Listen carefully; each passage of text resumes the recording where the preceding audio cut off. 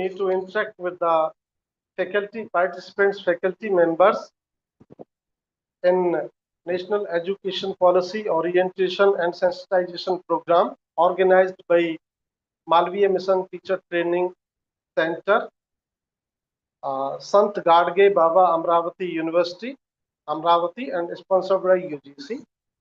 So I welcome you all in the session, and I am very grateful to Professor Mohammad Atiq sir for Director MMTTC UGC Sant Gadge Baba Amravati University Amravati for giving me this opportunity to interact with the faculty members of the different part of the country. So I am very thankful to you. You introduced me, and I am looking after the uh, responsibility of the nodal officer, Indian Knowledge System of Sociology at Madhya Pradesh, my university for Madhya Pradesh. So a very good afternoon and a very good evening to all of you. So आप सभी लोगों को मेरी आवाज आ रही है? Okay. So thank you, Professor, for introducing me with the fellow learners, and that is very great to interact with. And interaction is a two-way interaction. So I have been allotted the topic of Indian knowledge system. So before we discuss the things, it is very important. It is very important to know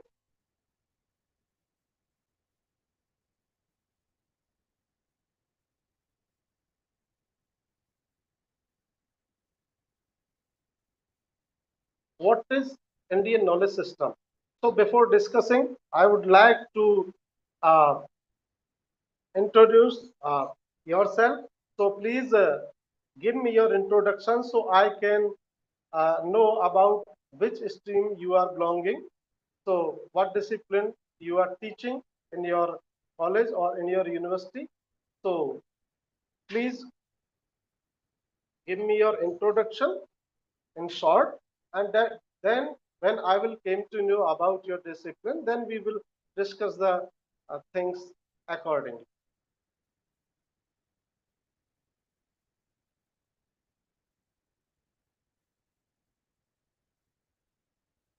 Respected participants, civil engineering.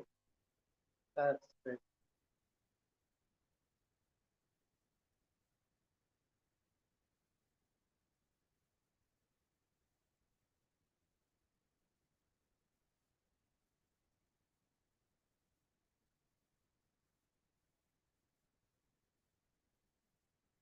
So you can speak, it will take time. Only one fellow learner told me about his discipline that he belongs from civil engineering.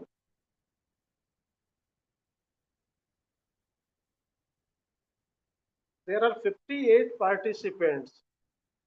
So what is the majority of the discipline is?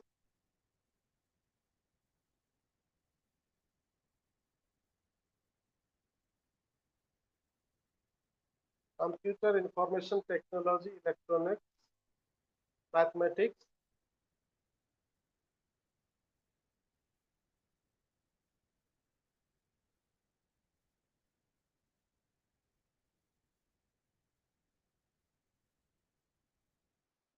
Okay, so most of the fellow learners belongs from the engineering and science background. Okay, so we have two things. What is IKS, or what do you mean by IKS, Indian knowledge system? Hindi में भारतीय ज्ञान परंपरा management. Okay, management. Okay,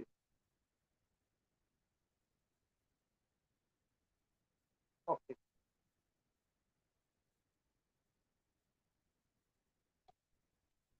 So Indian knowledge system is about the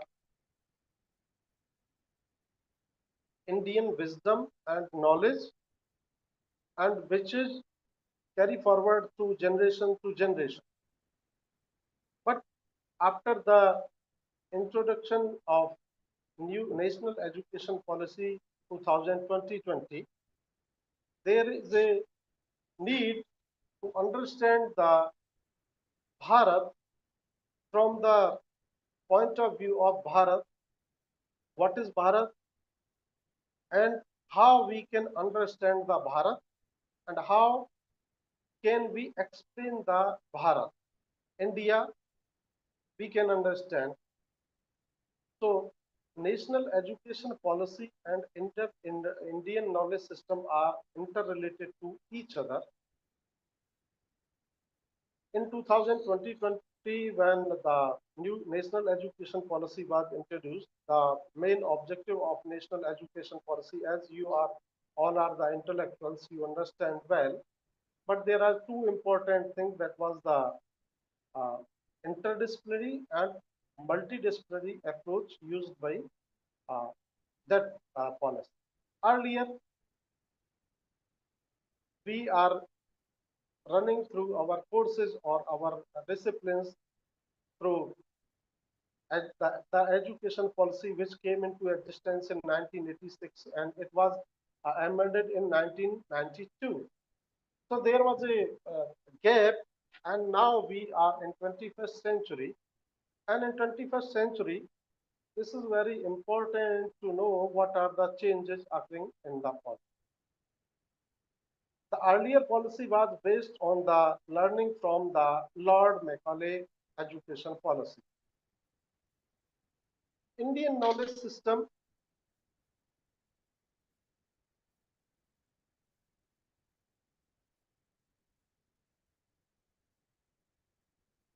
now national education policy has been implemented throughout the country, but in the implementation of national education policy, there are certain things which must to understand from the scholarly point of view as well as the student point of view. And Indian knowledge system is a is as a tool.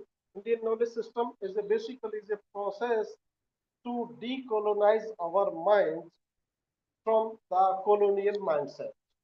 When the uh, Lord Macaulay education system was introduced in our country, the main motto of the Lord Macaulay education policy was to make the people that the people have the face, have the physique, have as Indian, but their mind should be as the Britishers, because they want to bureaucrat, they need to communicate the things.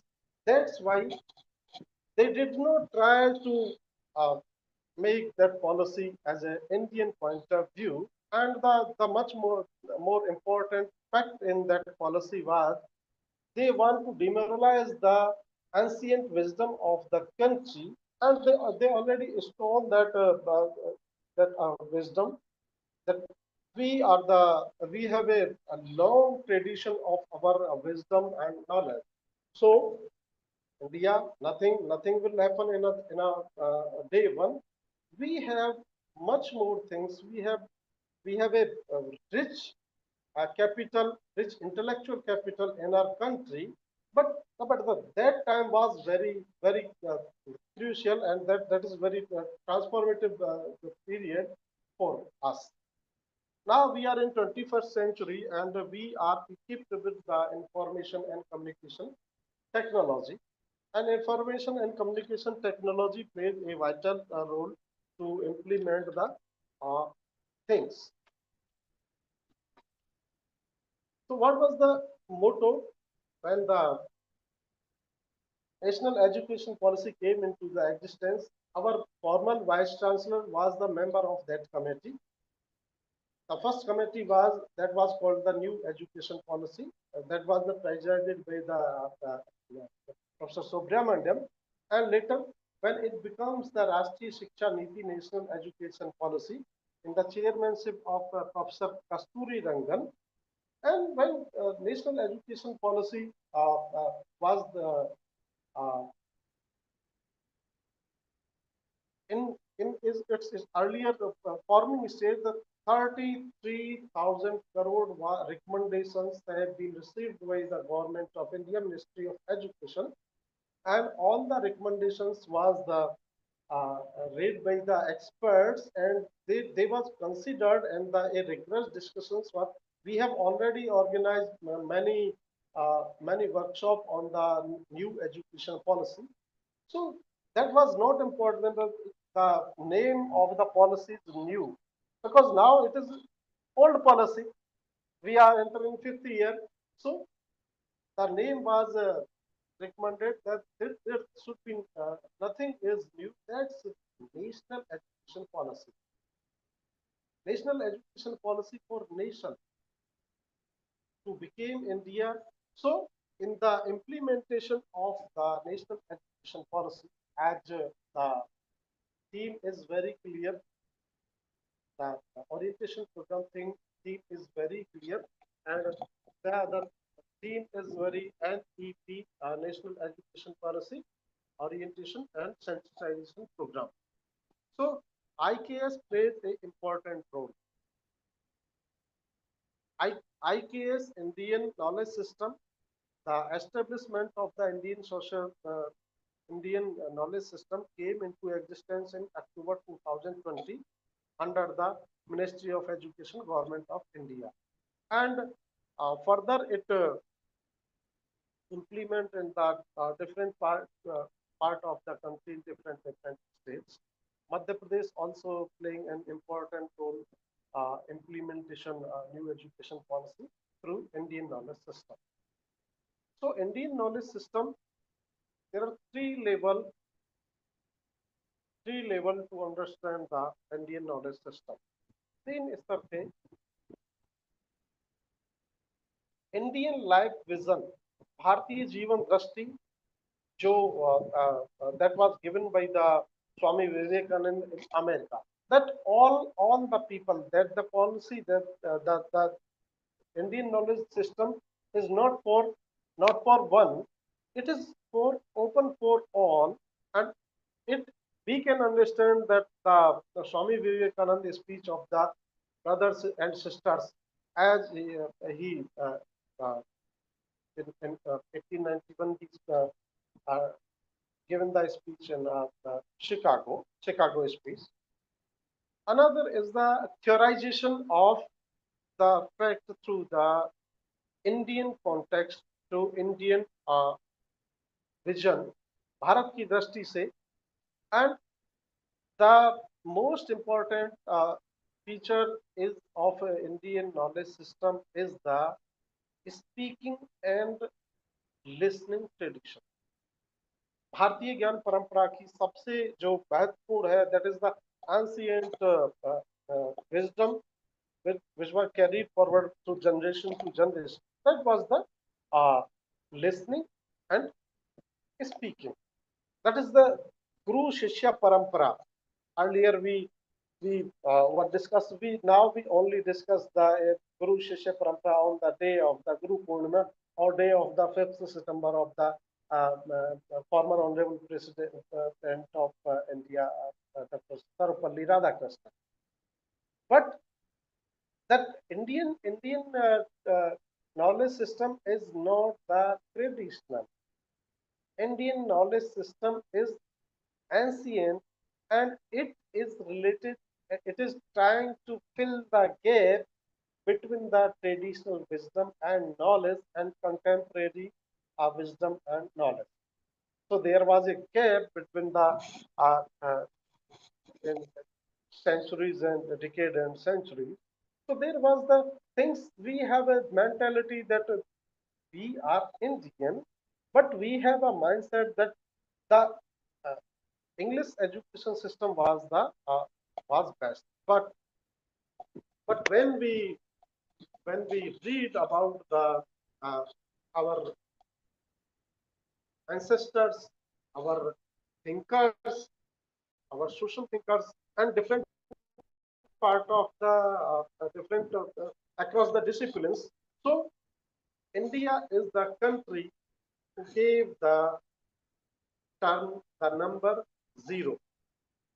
Aryabhatta, that the scientist of that era, of that period, who invent zero, and Aryabhatta gave the number to the whole world. It is not for India, because we are serving for all. So then the things start. And as we have a uh, uh, participants, we have intellectuals from the engineering, management, mathematics.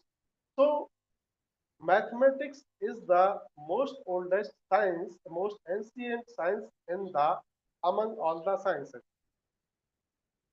And after it, astronomy came into the existence. And the important thing is astronomy is based on the mathematics, is the mathematical reasoning, the mathematical calculation. And through the astronomy, we can measure the distance from the earth, between earth and the sun, between different planets, so we can understand. So that wisdom, that knowledge was the Indian knowledge. That knowledge was the Indian knowledge. And after that, the another discipline came into existence. That was the biology. That was the physics. And physics was depend on their earlier discipline, like astrology and mathematics. Later on, the new discipline came into existence, that was the chemistry. And chemistry was based on their earlier sciences. And the earlier sciences was simple, and the recent was the complex.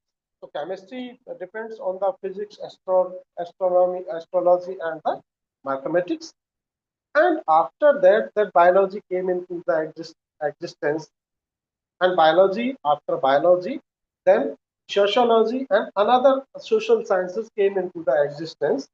And we try to understand. But when we talk about our Indian knowledge, our Indian uh, system, so we should understand that we have Maharshi Patanjali. We have a tradition of rishis and munis. So who was the rishi? Rishi was the specialist of a discipline, specialist of a subject. They have very deep knowledge in that. That the person called rishi. So we have the different. Most of the people says that the Bharatiya Gyan Parampara is the parampara of the sadhu, mahatma, rishis, and sants. So we have to make a distinction between sadhus, mahatmas, rishis. So we talked about the Maharshi Patanjali. We have a tradition of yoga that is for our health. And which health? Our mental health, our physical health, our spiritual health. So all type of health, we have the knowledge to maintain our health system. And that was nowadays the 21st of the June celebrated by the at international level, the World Yoga Day. That was our ancient wisdom, our ancient knowledge.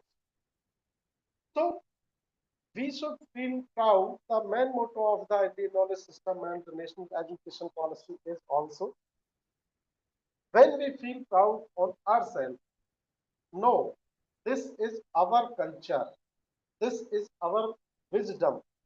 Now we think about the NASA, but you will be surprised to know that the scientists of NASA also studied about the Panini अध्याय अष्टाध्यायी.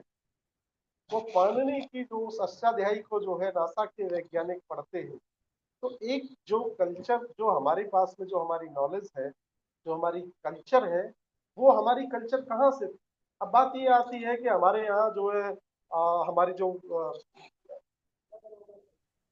हमारे पास में क्या था? हमारे पास में जो था वो बहुत ही और सभी के लिए नहीं, सभी के पास में नहीं था। क्यों क्यों नहीं था सभी के पास में? That was the thing that we have a tradition, because memory is inside. जो मेमोरी होती है, वो जो स्मृति होती है, वो इनसाइड होती है। And language is the medium to circulate that memory, to transform that memory. भाषा उसका एक माध्यम हो. That's why we have the tradition of the listening and speaking, and that was known as Guru Shishya Parampara. Earlier, we go there was a system of life of a man that was divided into the four sectors. Earlier is the Brahmacharya and the Grastha. In Brahmacharya, that was the thing when we learn from our gurus. And the much more thing is also that some social scientists said that the things is based on the caste. So there was no caste system in Indian society. There was a system of learning and doing in our Indian society. But later on, when the things developed, a uh, there are so many changes occurring in that system, and then the system take place of the knowledge to the caste system. So that is the one thing. Now, one important thing, why we should study, why we should uh, read the Indian knowledge system. हमको भारतीय ज्ञान परंपरा को क्यों पढ़ना चाहिए? एक बात तो बहुत स्पष्ट है, भारतीय ज्ञान परंपरा का जो उद्देश्य है वो हमारी वी गॉट फ्रीडम इन 1947, 1947 में हमको आजादी मिली थी, लेकिन वो आजादी that was the administrative freedom what we achieve, but mentally एक लंबे समय तक हम एक मानसिक गुलामी, मेंटली स्लेवनेस से हम जो है वो निकल कर आ रहे हैं. Oh, everything was given by the Britishers, by the Angrez, by the knowledge came from either the western part of the world or either the European. They give but they have very few in the numbers, and we have a very diversified society. Indian society is a very diversified society. But the most important thing of the Indian society is that there is an integration or there is a unity in diversity. We have a friends of the management and engineering and mathematics. I think there is no social science faculty member in this orientation program. I just checked that somebody. No, management. Okay.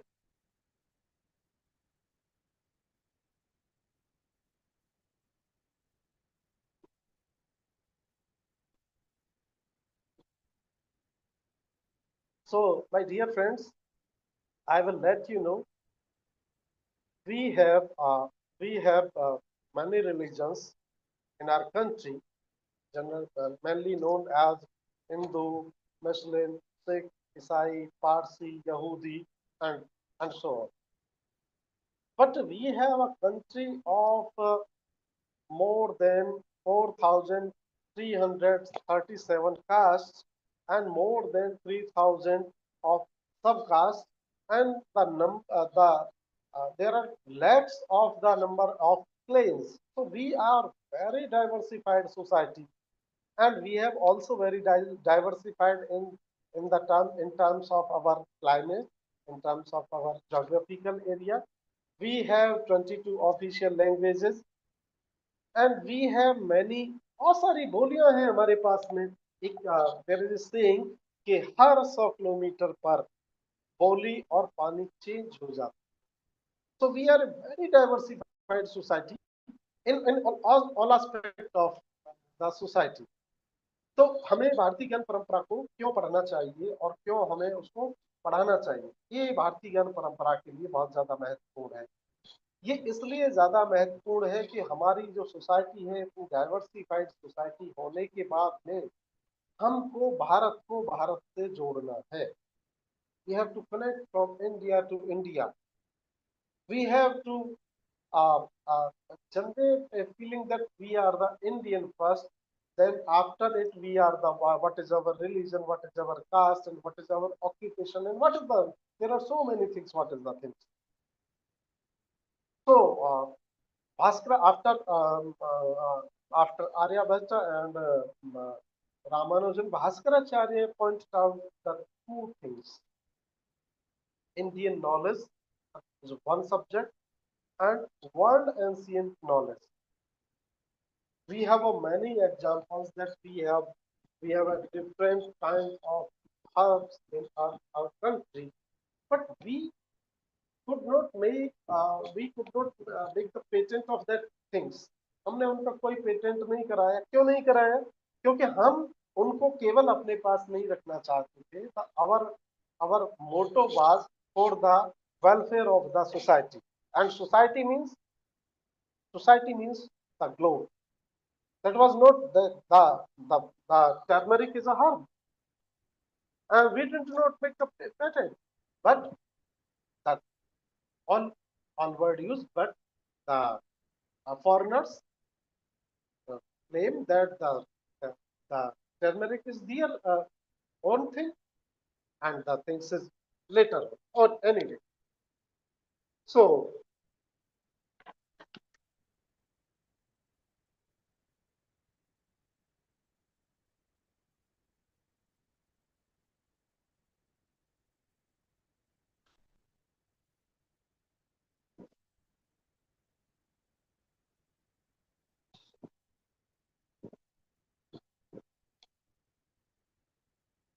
now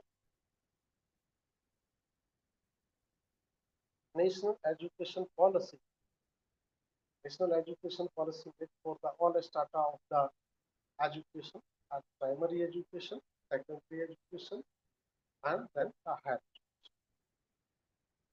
The main motto of higher education, education policy for higher education was to creation, to create the knowledge, to preserve the knowledge, and to create the knowledge and disseminate the knowledge. And when knowledge comes through, that will come through the research and the innovation. So there are three things. One is teaching, innovative teaching, creation, research, and the disseminating for the welfare of the society. So in this Indian knowledge system, uh, one of the professor, when we discussed about the Indian knowledge system, then he told me that in Indian knowledge system, idea is important, not person. Idea is important for the any policy or any system. Person is not important. Person hold that position and person work for the implementation of that. I have discussed with Professor Molly Kosal. She is director. She is a position of director, Center for Heritage Management, Ahmedabad University, Ahmedabad, Gujarat. And when we discussed with the Indian knowledge system, then she told us that the Indian knowledge system, it comes to the learning of the Kautilya, and the Kautilya Arthas came in 1906. We have a long traditions of our administrative system, our education system. We have the knowledge center like Nalanda that was destroyed by the invaders. We have a we have the uh, written manuscripts. We have the written books. We have the written things, but that was destroyed by the invaders. Or because any country may be rich when They have the rich wisdom, they have the rich knowledge, they have the rich uh, tradition to carry forward the things. And 1250, Panini described about the city. In that we have a tradition of 5,500, more than 5,500 years. So we have a lot of things. We have a lot of we have a good scientist. We have a good engineers. We have a good sculptures. We have good architecture. If you want to if you want to see the architecture, then you can see the southern part of our country. Then you will find a variety of uh, architecture uh, in our country. Okay? So that was the wisdom, that was the knowledge we have to preserve of this. But we give the credit to the Britishers that Britishers made for that. No, no, no. They did not made for them. They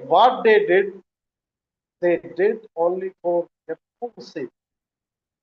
They looted our country.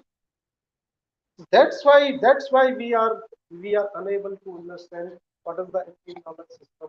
We have any indigenous listeners? Yes, we have. We have nothing. Okay.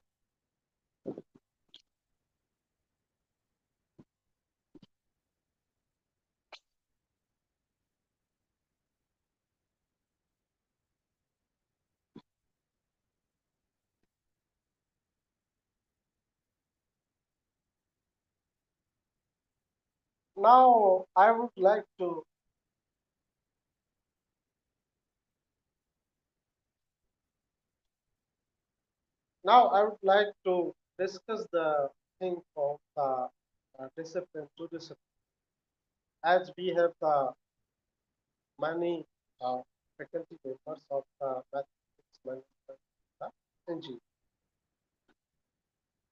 So the most important aspect, if you will observe deeply and scientifically, then you will find that we have the we have the management system in our country since the centuries. We have the management in our home, in family. You can see the management system that is cultural. That is a part of culture that our mother, our sister, our wife, they how they can manage their kitchen. They got the knowledge from to how to manage your kitchen. Have they studied?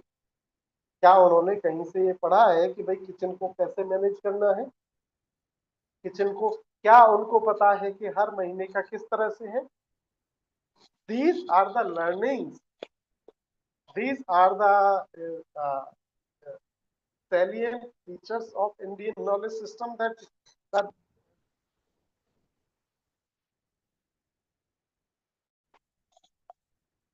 sorry.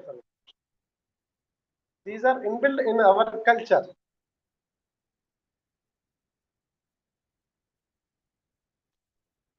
Inbuilt in our culture.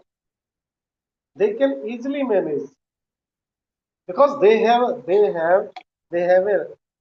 great learning from our dadi mas and our mother and our family members. We have a culture of the relations. We have a culture of the family. We have a culture of kinships, relationships, and we maintain. That's why. That's why we are being now we are the uh, number one country in the population. That is very embarrassing and surprising too. But the fact is this: now China was the number one. Nowadays we have a large number of population, we are most populous country among the world. Even though, even though we have different geographical area, different languages, different cultures too, different food habits, different dress patterns. Even though beyond these things, ultimately we are Indian first. And how we maintain these things? We maintain these things through our ancient, our culture, our festivals. We have a great traditions of our festivals, and festivals is not a matter of the happiness. It is a matter of the cultural assimilation between different groups of the people, different uh, religion, different caste, different clans, different ideas of uh, peoples. We have. That's why we are united. Another thing is, हमें जो शिक्षक है, शिक्षक को शिक्षक से गुरु और शिष्य, because most important thing of Indian knowledge system is our student. Our student is our ambassador who will learn and who will carry forward uh, that tradition from uh, from this generation to the from another generation. Now we are teacher. We are teaching on different level, on primary level, secondary level, higher college, universities, institutes. But हमें शिक्षक को शिक्षक से गुरु की ओर लेकर जाना चाहिए। तभी जो हमारी जो गुरु शिष्य परंपरा है, क्योंकि लर्निंग जो है, learning is not a one way process. Learning is a two-way process, and in that process, uh, we have to establish the relationship between a teacher, I mean guru, and the shishya, teacher and student. Then student will be closely discuss you the things, and we have also developed our resources.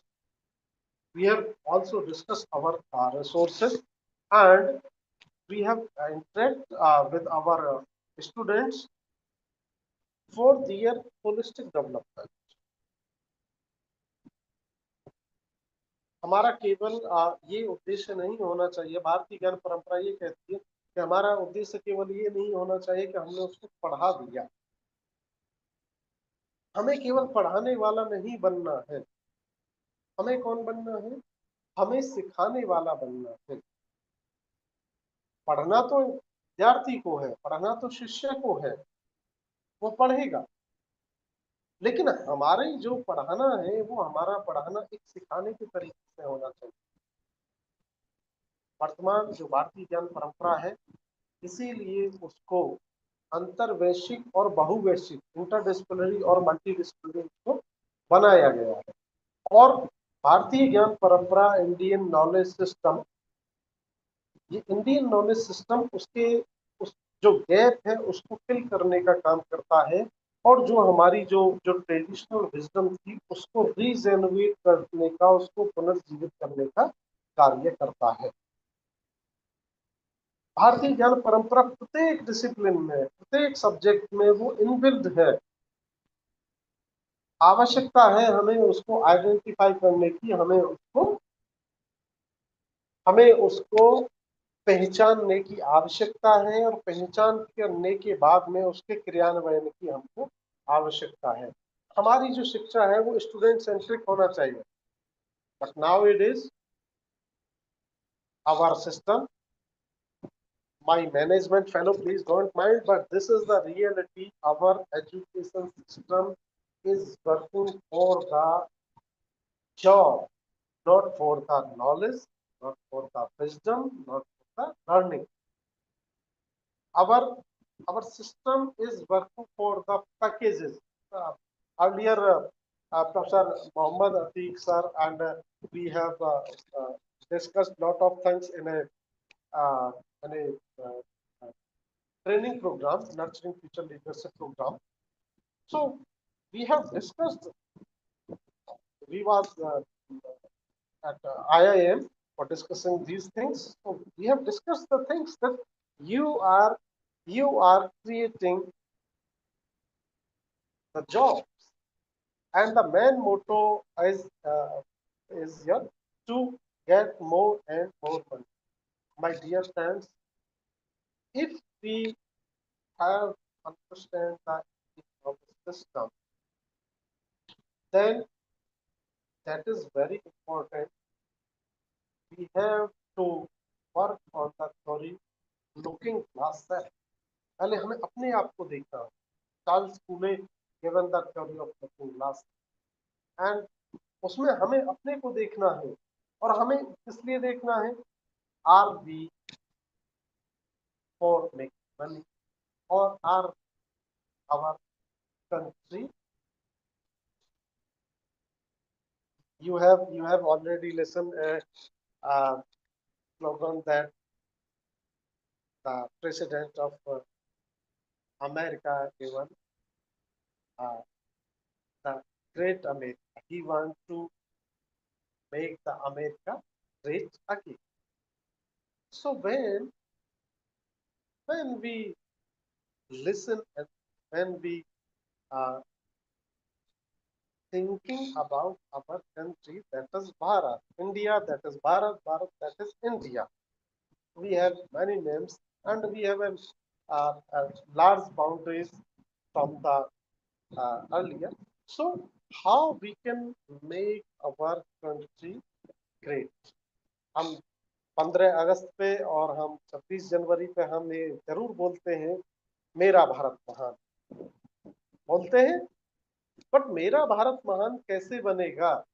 Who will make Bharat महान? कौन बनाए? Who is responsible? We the professors, we the faculty members, we have the responsibility for the constructive work. We are the maker. हम बनाने वाले हैं. This is our responsibility to make. जिस तरह की हम शिक्षा, जिस तरह की हम इवन विद्या हम देंगे. अब यहाँ आपको एक और बड़ा एक नया और विमर्श भारतीय ज्ञान परंपरा के माध्यम से ये राष्ट्रीय शिक्षा नीति के क्रियान्वयन के बाद में आया है कि हम शिक्षा क्यों कहते हैं? हम नॉलेज गेन करने के लिए क्या बनाते हैं? विद्यालय बनाते. हम शिक्षालय नहीं बनाते, हम महाविद्यालय बनाते हैं. हम महाशिक्षालय नहीं बनाते, हम विश्वविद्यालय बनाते हैं फॉर रिसर्च, फॉर इनोवेशंस. हम विश्व शिक्षालय नहीं बनाते. That is very important aspect, very important concept and aspect to understand the education system. हमें इसके बारे में सोचना पड़ेगा कि शिक्षा क्या है और विद्या क्या है. जब यूनिवर्सिटीज में जो सबसे इम्पोर्टेंट बॉडी होती है, जो एकेडमिक डिसीजंस होती है, वो एकेडमिक काउंसिल होती है, वो विद्या परिषद होती है, वो शिक्षा परिषद नहीं उसको बोला जाता है. बच्चा जहाँ ज्ञान प्राप्त करता है उसको विद्यालय बोला जाता है, उसको शिक्षालय नहीं बोला जाता. ना उसका लिखित में नाम है और ना ही उसका मौखिक में है. जो हमारी वाचिक परंपरा है उसमें भी हम शिक्षालय नहीं बोलते, उसमें भी हम क्या बोलते हैं? हम विद्यालय उसमें बोलते हैं. बच्चा जब बड़ा हो जाता है, अपनी हायर स्टडीज के लिए जाता है, तो वो महाविद्यालय में जाता है और विश्वविद्यालय में जाता है. वो महाशिक्षालय में या वो विश्व शिक्षालय में नहीं जाता, हो जाता है विद्यालय. विद्या का आलय, उसको वहां से ग्रहण करने के लिए वो जल जाता है.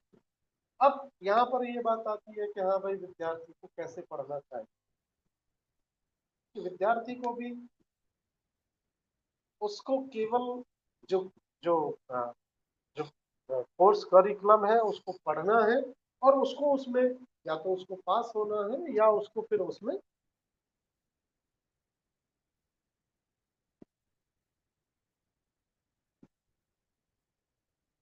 या तो उसको पास होना है या उसको नंबर की रेस में दौड़ना है। हमारे पास में एक एग्जांपल है एक मुझे example we can take the message from that three idiot. Motto क्या था? मोटो लर्निंग का था या मोटर स्कोरिंग का था? आज सबसे बड़ी जो समस्या ये है, कोई भारतीय ज्ञान परंपरा को क्यों क्यों आवश्यकता पड़ रही है हमें कि भारतीय ज्ञान परंपरा को हमें हमें पढ़ना चाहिए, हमें विद्यार्थियों को पढ़ना चाहिए। भारतीय ज्ञान परंपरा क्या है? क्या भारतीय ज्ञान परंपरा कोई अध्यात्म से रिलेटेड है या कोई धर्म से रिलेटेड है? भारतीय ज्ञान परंपरा जनरली ये कंसेप्ट मन में आता है, दिमाग में आता है सभी, अरे भारतीय ज्ञान परंपरा है, कोई पुरानी परंपरा है और वो पुरानी परंपरा कोई किसी धर्म से संबंधित है या वो किसी आध्यात्म से संबंधित है, भजन ध्यान करने से संबंधित। पर no, no, that is directly related from the wisdom and knowledge. ये हमें हमारे विद्यार्थियों को बताने की आवश्यकता है और ये ही भारतीय ज्ञान परंपरा का जो कि शिक्षा मंत्रालय, हालांकि इस पर भी डिबेट है। We are writing a paper and concept paper and we will send it to government of India कि आपने इसका नाम जो है शिक्षा मंत्रालय क्यों रखा है, इसका नाम विद्या मंत्रालय क्यों नहीं है? जब हमारे विद्यालय हैं, जब हमारे महाविद्यालय हैं और जब हमारे विश्वविद्यालय हैं, तो ये ये जो है ये विद्या मंत्रालय का। Dear fellow learners, you should also think, and if you can write, please, this is my humble request to all of you, please think about this very deeply and very seriously and इस पर लिखिएगा। इसको समझने की आवश्यकता है क्योंकि हमारा काम जो है ज्ञान का अर्जन और सृजन करना है और वो ज्ञान का अर्जन और सृजन ही हमारे भारत को भारत महान बनाकर रखेगा। अब हम बात करते हैं कि भारत विश्व गुरु था, तो there was any concept, what was the things behind the Bharat विश्व गुरु था? क्या कंसेप्ट था? कैसे भारत विश्व गुरु था? ऐसी कौन कौन सी चीजें थी जिससे भारत विश्व गुरु था? ये जानने की आवश्यकता है। हमारे पास में कौटिल्य का अर्थशास्त्र था। हमने जीरो को, हमने नंबर्स को इन्वेंट किया था। हमारे जो साइंटिस्ट थे, हमारे साइंटिस्ट ने हवाई जहाज बनाया था। हमारे पास में युद्ध कला कौशल था। आज भी मध्य प्रदेश का एक जिला है जहाँ अलीराज, वहां पर आज भी जो मैंने स्टार्टिंग में कहा था कि हमारी जो है वो श्रवण और वाचक परंपरा है, हमारी लिसनिंग और हमारी जो स्पीकिंग की जो वो है, आज भी वो लोग आवाज पर निशाना लगते। तो वो कला, वो कौशल आज भी ग्रामीण क्षेत्र के उन लोगों में, उनके पास में बचा हुआ है। यदि आप जाएंगे, यदि आप जंगल में जाएंगे, देन यू विल फाइंड ऐसी हर्ब्स पाएंगे, हम लोगों को नहीं पता है। लेकिन जब यदि हम इन चीजों के बारे में जानकारी नहीं रखेंगे तो धीरे धीरे ये चीजें लुप्त हो जाएंगी। हमारे यहाँ से इन चीजों का, ये जो नॉलेज थी, इन नॉलेजों का ले जाकर जर्मनी में उनका ट्रांसलेशन किया गया, जर्मन में ट्रांसलेशन किया गया और उसके बाद में उसका इंग्लिश में ट्रांसलेशन किया गया, हमारी सारी चीजों का ट्रांसलेशन किया गया था। तो वो कौन कौन सी चीजें हैं? अब आप कह भी सकते हैं कि सर आप तो ये बात कह के ही खत्म कर रहे हैं कि हमारी बहुत बहुत सी चीजों का, तो वो हमारी बहुत सी जो चीजें थी, यदि आप मेडिकल के फील्ड में जाएंगे तो हमारे पास में बहुत, चरक संहिता को आप उठाकर पढ़ेंगे, आप चरक संहिता को पढ़ाकर देखिए, उस चरक संहिता में एक छोटी सी बीमारी से लेकर उसमें ऑपरेट करने की वो सारी की सारी जो मैथडोलॉजी है, वो सारी की सारी जो नॉलेज है, वो सारी की सारी जो कंडीशंस है, कौटिल्य ने कहा आप अर्थशास्त्र पढ़िए, उसमें उनकी इकोनॉमिक पॉलिसीज को पढ़िए, उसमें उनके एडमिनिस्ट्रेशन को आप पढ़िए। कैसे हम महान नहीं थे, लेकिन हम हमारी चीजें क्यों है कि फिर अंग्रेजों ने, जो ब्रिटिशर्स आए थे, वो थोड़े से लोग आए थे और उन्होंने हमारे पास मोर देन 200 years रूल किया। वो रूल उन्होंने नहीं किया, वो रूल जो किया था वो हमारी कमी से था। और हमारी कमी से ये था कि हम बटे हुए थे, हमने भारत को भारत नहीं समझा। हमने ये समझा कि ये मेरा राज्य है, ये मेरा राज्य है, कैसे मैं अपने राज्य को, अपनी सीमाओं को सुरक्षित करूं। हमने भारत के विषय में नहीं सोचा। और उन लोगों ने इस चीज का, हमारे यहाँ एक बहुत बड़ी खनिज संपदा है, उस खनिज संपदा को, रॉ मटेरियल को वो यहाँ से ले। You all know very well about these things, but the most important thing in this lecture is that how we can reason with these things and how we can become great again, and how can we uh, be a विश्व। क्या करना हो, यदि कोई भाषण दे दे उससे विश्व गुरु बन जाए। विश्व गुरु बनने के लिए सबसे इम्पोर्टेंट है शिक्षकों को अपने दायित्व को। मैं भी एक शिक्षक हूँ, मेरे पास भी बहुत सारी एडमिनिस्ट्रेटिव रेस्पॉन्सिबिलिटीज रहती हैं। अभी सर ने बताया था कि मेरे पास में कितनी कितनी रेस्पॉन्सिबिलिटी है। मुझसे एक ब्रीफ सीवी मांगा गया था, तो मैंने भेज दिया था, वो ब्रीफ सीवी भेज दिया था। बट व्हाट आई हैव, अभी यदि मैं बताऊं कि मैं जो है मेरे पास में राजभाषा अधिकारी का भी दायित्व है, मैं सोशियोलॉजी का हूँ, राजभाषा अधिकारी का दायित्व है। मेरा कम्युनिकेशन जो है डॉक्टर अतुल कोठारी जी से उसके संबंध में है, क्योंकि वो भारतीय संस्कृति का न्यास जो है वो उस पर राजभाषा काम कर रहा है। सबसे बड़ा जो फैक्टर रहा था, हम अपनी भारतीय परंपराओं को, ज्ञान को हम भूले थे, वो ये था कि जो लॉर्ड मैकाले की, जो मैं फिर वहीं लौट के आ रहा हूँ, मैं फिर पीछे जा रहा हूँ, कि जो लॉर्ड मैकाले की जो एजुकेशन पॉलिसी थी, उस पॉलिसी ने हमें अपने हिसाब से चलाया था। इंडियन कॉन्टेक्स्ट में उन्होंने उसको नहीं पढ़ा, उन्होंने हमारी भाषाओं में उसको नहीं पढ़ाया। राष्ट्रीय शिक्षा नीति ये नहीं कहती कि आप जो है अंग्रेजी में पढ़ो, आप हिंदी में पढ़ो। वो जोर देती है जो क्षेत्रीय भाषाएं हैं आप पढ़िए। इंग्लिश को एक यूनिवर्सल लैंग्वेज, हम थोड़ी सी जगह पर, दे आर वेरी फ्यू, यदि हम एज ए पॉपुलस कंट्री यदि हम देखें, फायदे में तो हमारी जो भाषाएं हैं, हमारी जितनी भी, देर आर 22 लैंग्वेज, वो सारी की सारी सारे वर्ल्ड को बोलना चाहिए। लेकिन हम किस पर फोकस करते हैं? Focus on English. इंग्लिश में यदि कोई कोई बोलता है, अरे सर को बहुत नॉलेज है, सर ने इंग्लिश में बोला है, नहीं। I was in international conference at Jammu 20 years back, yes, more than 20 years back. वहाँ एक तमिलनाडु के प्रोफेसर थे, और उनका जो रिसर्च स्कॉलर था उसने हिंदी में अपना पेपर भेजा। वो उसका एब्स्ट्रैक्ट जो था वो सॉफ्टवेयर में पब्लिश नहीं। वो प्रोफेसर वो इंग्लिश में ही लिखते थे, इंग्लिश में काम करते थे, लेकिन वो अपने स्टूडेंट के लिए उन्होंने वहां पर जाकर अपना प्रोटेस्ट किया। उन्होंने वहां कहा आपने इसको पब्लिश कर, it does not mean that this is in English or in Hindi, the meaning is message should be communicate. Message जो संदेश है वो कम्युनिकेट होना चाहिए। हम अंग्रेजी में बोले चले जा रहे हैं, और जो ऑडियंस है उनको अंग्रेजी में समझ में नहीं आ रहा है, there is no meaning of that communication. हम किसी अन्य भाषा में बोले जा रहे हैं, हमारे ऑडियंस उस भाषा को हम वो नहीं समझते हैं।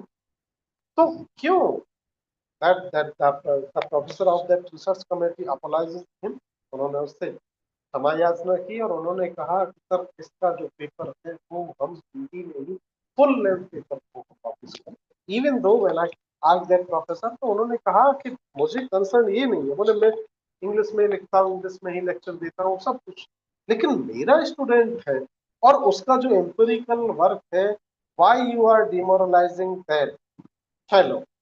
यदि आप उसको वही डिमोरलाइज कर देंगे कि नहीं नहीं भाई आपको तो नहीं, आपका नहीं है, तो हमें इस पर विचार करना होगा कि विद्यार्थी को समझ में आना चाहिए, जो हमारा जो कॉन्सेप्चुअल क्लैरिटी है उस पर हमको फोकस करना चाहिए। कॉन्सेप्चुअल क्लैरिटी बहुत इंपॉर्टेंट है।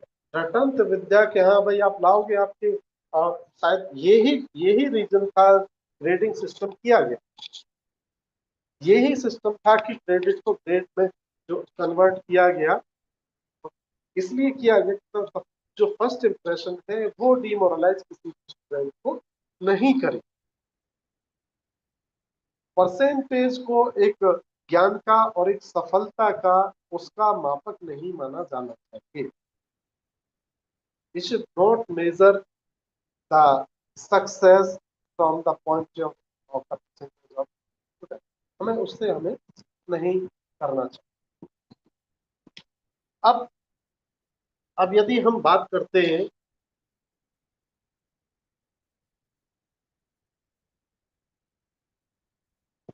ओके मुझे टाइम देख के मुझे अब कंक्लूड करना चाहिए, क्योंकि मैं बहुत ज्यादा जो है, there are various disciplines who look after the Indian knowledge system. Physics, chemistry, engineering, different part of engineering.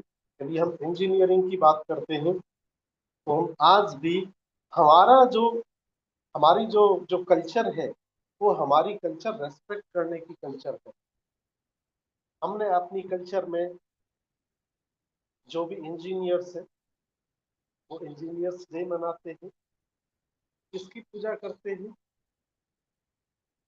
किसकी पूजा करते हैं, विश्वकर्मा की पूजा करते हैं, टेक्नोलॉजी की पूजा करते हैं, टेक्नोलॉजी के गुरु की पूजा करते हैं। एक और इम्पोर्टेंट मैं आपको बात बताता हूँ, हो सकता है कि जो जो यंग फैकल्टी मेंबर्स होंगे, हो सकता है they will not be aware about that things, but हमारे जो जो जो सीनियर जो प्रोफेसर होंगे दे विल बी अवेयर। हमारे यहाँ पीपल और तुलसी, इनको पूजा जाता, उनको माना जाता है, पीपल को कोई काटना भी नहीं चाहता, किसी की दीवार में हो गया दीवार काटते हैं, दैट इज द मिसकंसेप्ट। वो अंधविश्वास भी है उसमें, मैं उसको सपोर्ट नहीं कर रहा हूँ। तुलसी, these two plants are the scientific, ये दोनों प्लांट ऐसे हैं जो 24 आवर ऑक्सीजन रिलीज करते हैं। कोविड-19 पैंडेमिक आया था, सभी को जरूरत थी ऑक्सीजन की, और सभी ने अपने घर में across the all the religions and caste everything, क्यों?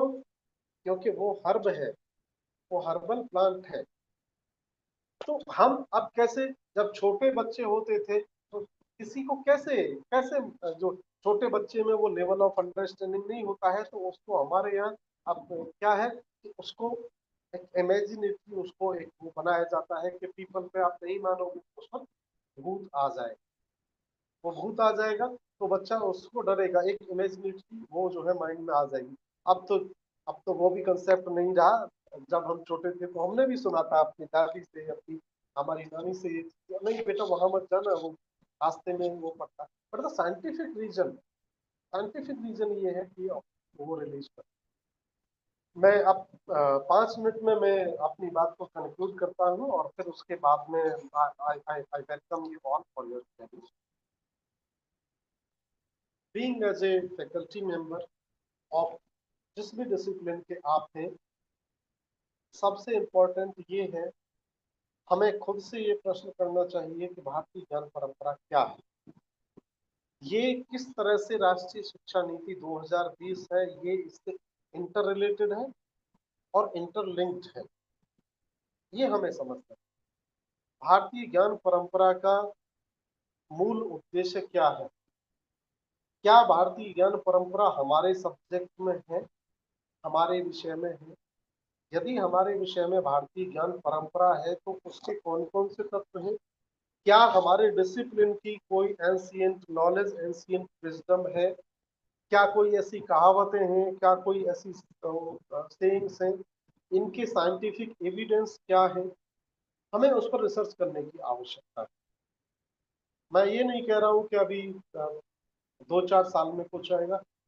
ये एक this Indian knowledge system is a sustainable process. ये एक सतत चलने वाली प्रक्रिया है, जैसे सोशलाइजेशन एक सतत चलने वाली प्रक्रिया है, from birth to till last breath. Even though sociologists say till death, but I do not use that term because that term is not appropriate as I understand. In my opinion, as socialization is a process of from birth to last breath. Likewise, Indian knowledge system is a process to understand our ancient knowledge, our ancient wisdom, our ancient research, and our ancient capital that is from the ancient to the, that is the ending process we have to understand. So I am very grateful to all of you. You listen me very carefully, and thank you for giving me this opportunity to interact with the faculty members. I'm very fortunate to have a senior friend like Professor Muhammad Atiq. He's really a very kind person. He's very dynamic and he's very innovative too. He is very interactive too. We have it, and definitely much more things depend on. He's a great personality. When I meet him first time, that I was really impressed. Then I came to know that we have enough the same boat, and we have a we have discussed. Then I came to know he's from the field of the engineering, and I'm from the field of sociology and social sciences. I'm looking after. So what is his area and what is my area? But as government of Madhya Pradesh given me the responsibility of the nodal officer to look after the Indian knowledge system, they gives me particularly for sociology.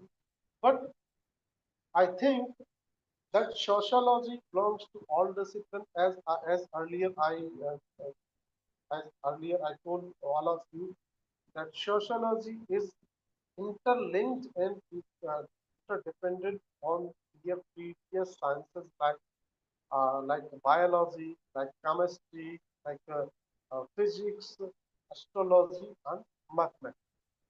So we are the discipline which we are taking our ancient wisdom and knowledge from the very first science of among all the sciences, from the very three sciences like natural sciences, life sciences, and the social sciences.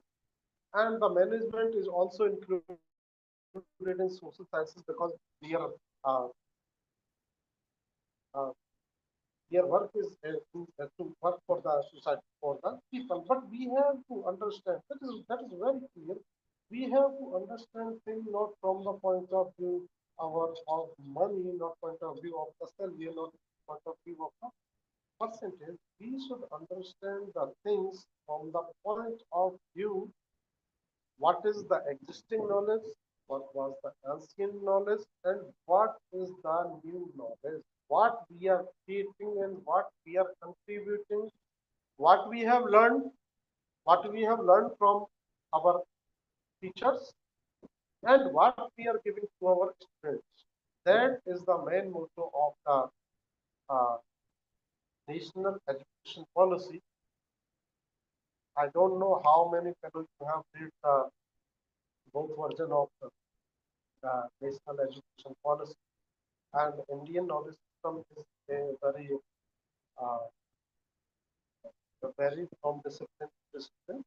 But this is this would be inbuilt in our culture.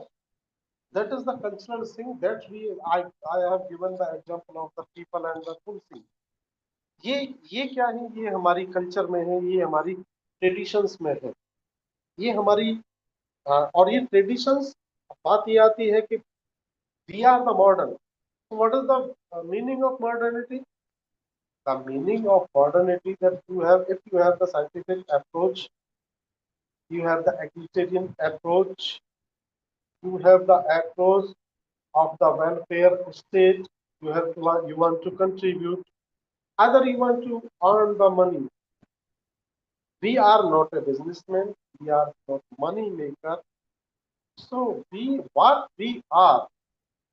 So understand yourself and understand your strength too.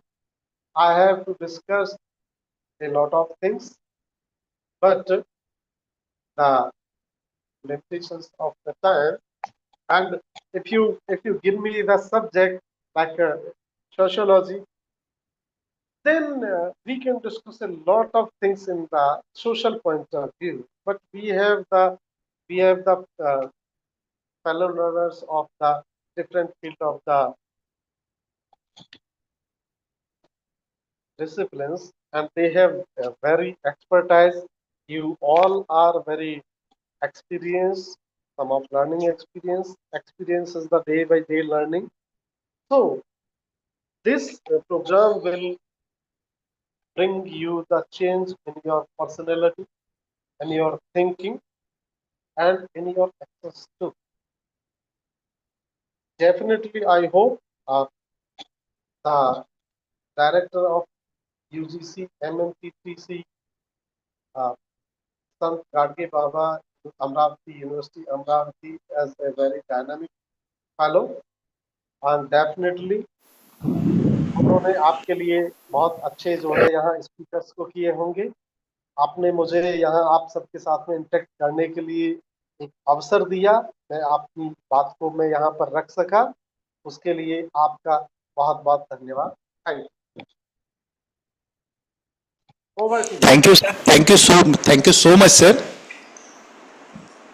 आपने जो इस IKS भारतीय ज्ञान परंपरा के ऊपर आज हमें मार्गदर्शन प्रदान किया, उसके लिए मैं संत गाडगे बाबा अमरावती विश्वविद्यालय के मालवीय मिशन शिक्षक प्रशिक्षण केंद्र और हमारा जो इंजीनियरिंग कॉलेज है, सभी प्रतिभागियों की ओर से मैं आपका तहे दिल से शुक्रगुजार हूं sir.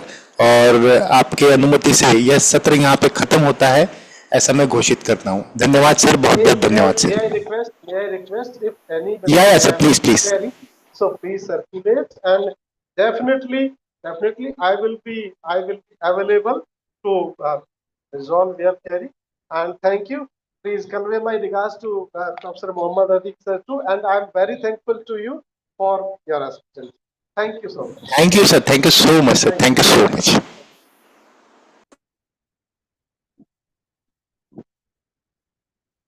Thank you so much. thank you. Participants, please be stay connected. We will start with the next session within couple of time, 2 or 3 minutes.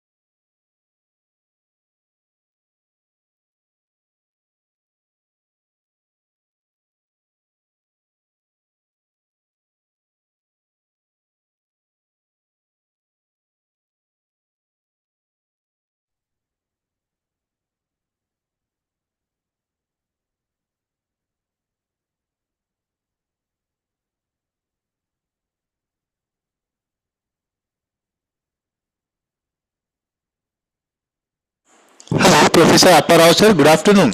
Good afternoon, sir. Good afternoon. Sir, if you could permit, shall we start with the session? Yeah, we can start. Yeah. So, good afternoon, friends, one and all. Once again, as I have already told you that the today's session have been split into the two different parts. First part we have completed, and now we are moving towards the another part of today's session. Friends, you know that particular to this flagship program as well as this national education policy has the pay more emphasis towards the multidisciplinary education, and according to that we have drafted our syllabi curricula, and a number of provisions are there to enhance the multidisciplinary education from faculty to faculty, from subject to subject. And therefore this is very important and the foremost vertical of this national education policy, and hence the policy maker has inculcated this particular theme in our flagship program. So today we will going to discuss the concept of this holistic and multidisciplinary education with with the help of one now renowned and the senior expert, Professor Bivir Rao, sir. Sir, first of all I extend my warm welcome to you to this flagship program and particular to this session. Friends, Professor Apparao sir is a former senior professor at the National Institute of Technology, situated in the Warangal. He has more than 4 and 5 decades of experience, four and a half decades of teaching as well as the academic administrative experience in this field of higher education. He was the instrumental in the various policies, mentoring the various institutions, and plays the very crucial role in the development of entire higher education system, not only from the student perspective but also from the faculty perspectives. Sir is basically belongs to the faculty of engineering, chemical engineering. He had he had served as a professor as well as the head coordinator and the research and the chair, professor chair in the department of chemical technology, chemistry as well as the biotechnology. Then he was the convener of the research and development cell. Under his able guidance, 21 research scholars have been completed their PhD degree. Sir has associated with the more than 10 renowned projects that has been initiated by the government of India. That is the project of eminence towards the upliftment and towards the upliftment of this higher education system, entire higher education system. Under his able guidance, the Triple IT Hyderabad has achieved the A++ NAC accreditation grade, and sir is the mentoring the more and more faculty across the country. He has his particular YouTube channel. On that particular channel he has developed the n number of that video tutorials that help to the faculty members as well as the student for their teaching learning purpose, and as well as for their research. Sir has delivered more than 4005 lectures in the various FDPs, orientation program, faculty induction program, refresher courses, webinars. So friends, we are luckily fortunate to get such kind of scholarly and the senior personality to enlighten us towards this multidisciplinary holistic education. So sir, I will not take much more time. I once again extend my warm welcome to you. Now may I request you to please start with your session, sir, please. Thank you. Good afternoon, friends. At the outset, I am thankful to Professor Muhammad Atiki, the Director, UGC MMTTC of Saint SGBAU University, Amaravati University. So today's topic is on holistic and multidisciplinary education, which is very important as per NEP 2020. Its implementation is very important in all colleges and universities.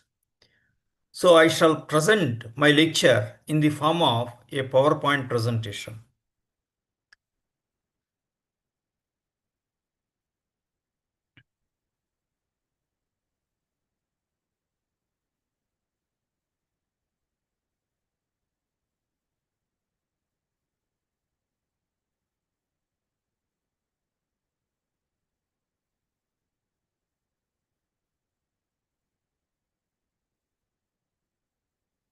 I would start my lecture with a quotation from a great poet, thinker, and philosopher, Rabindranath Tagore, who was also a Nobel laureate in literature. The highest education is that which does not merely give us information, but makes our life in harmony with all existence. And Rabindranath Tagore founded Viswabharati in the year 1921 in order to implement holistic education to the students in higher education. In the year 1951, Viswabharati became a central university by the Act of Parliament, and Prime Minister is the Chancellor of the university. Then I would like to quote Pandit Madan Mohan Malaviya on education. Pandit Madan Mohan Malaviya believed in holistic education, meaning training the mind, the body, and the spirit of the students. Please look at this quotation, sir. Holistic education, according to him, is training the mind, the body, and the spirit of the students. He founded the Banaras Hindu University, BHU in Varanasi, way back in 1916 to provide holistic education. BHU is still standing example in providing holistic education.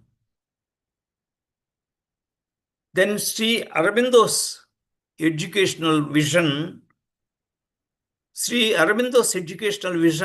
was a symphony of holistic growth, again nurturing the body, the mind, and the spirit. Look at again, Aurobindo also is of the same opinion. Holistic education means nurturing the mind, the body, and the spirit. His vision illuminated the path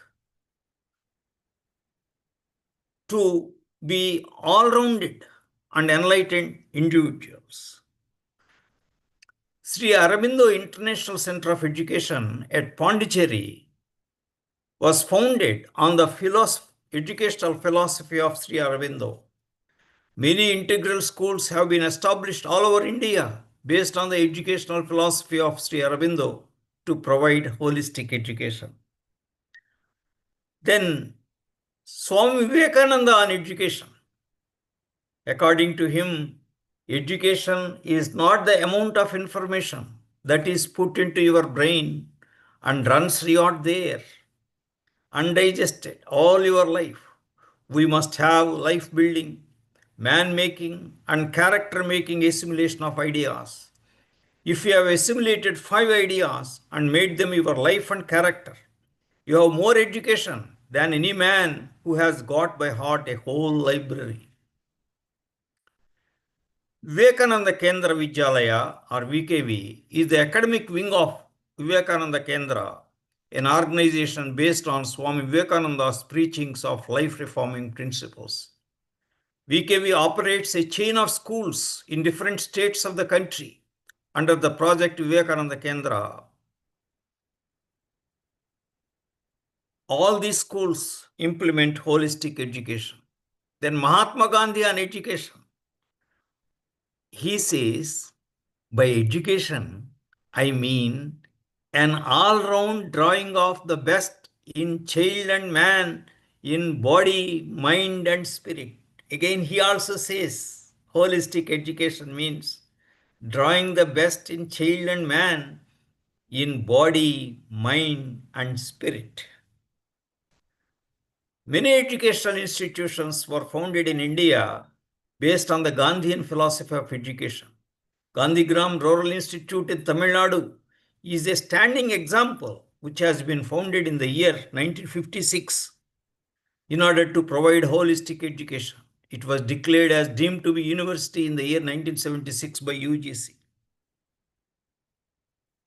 Then J. Krishnamurti on education, J. Krishnamurti on education. He says, reimagining education, cultivating holistic human beings. cultivating holistic human beings. Based on the educational philosophy of J. Krishnamurti, several schools were founded all over the world to provide holistic education. For example, the school at Rishi Valley near Madanapalli, Andhra Pradesh, is well known to implement holistic education. Then Dr. Sarvepalli Radhakrishnan, he says, teachers should be the best minds in the country. Best minds in the country must be attracted to the teaching profession by the policies of the government of India. He also says, education should be imparted with a view to the type of society which we wish to build. We are working for a modern democracy on the values of human dignity and equality. These are only ideals. We should make them living forces. Our vision of the future should be to include these great principles. Now, if you have seen all the quotations of great thinkers and philosophers and educationists in the country, you can see one common point. What is that common point, sir?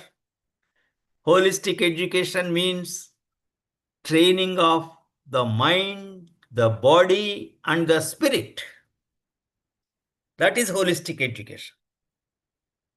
Training of mind and body, all of you understand well. Training of mind by various courses in the curriculum. Training of body by physical training, games, sports, yoga, and all that, yogic exercises, all that training of the body. But what is training of spirit?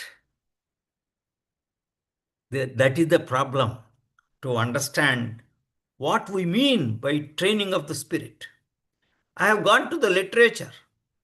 What do we understand by spiritual education? I have gone to the literature.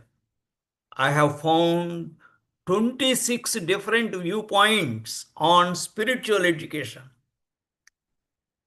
26 different viewpoints. Some say it is based on the religion.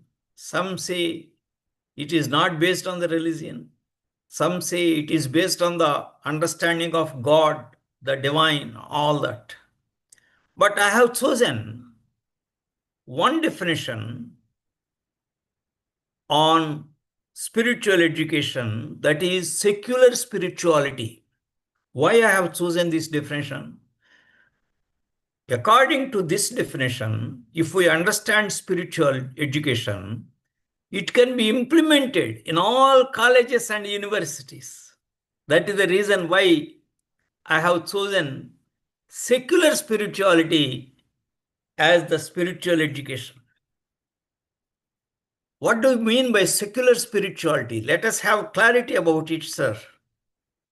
Secular spirituality is the adherence to a spiritual philosophy without adherence to a religion.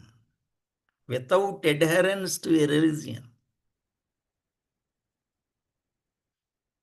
Secular spirituality emphasizes the inner peace of the individual rather than a relationship to the divine.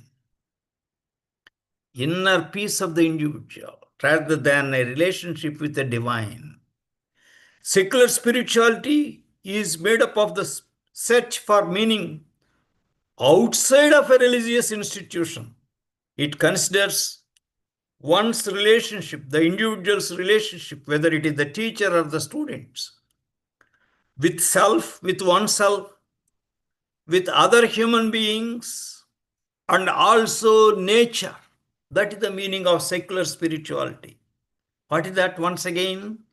Secular spirituality considers an individual's relationship with himself first, understanding himself or herself, and in relationship with other human beings in the society, in the world,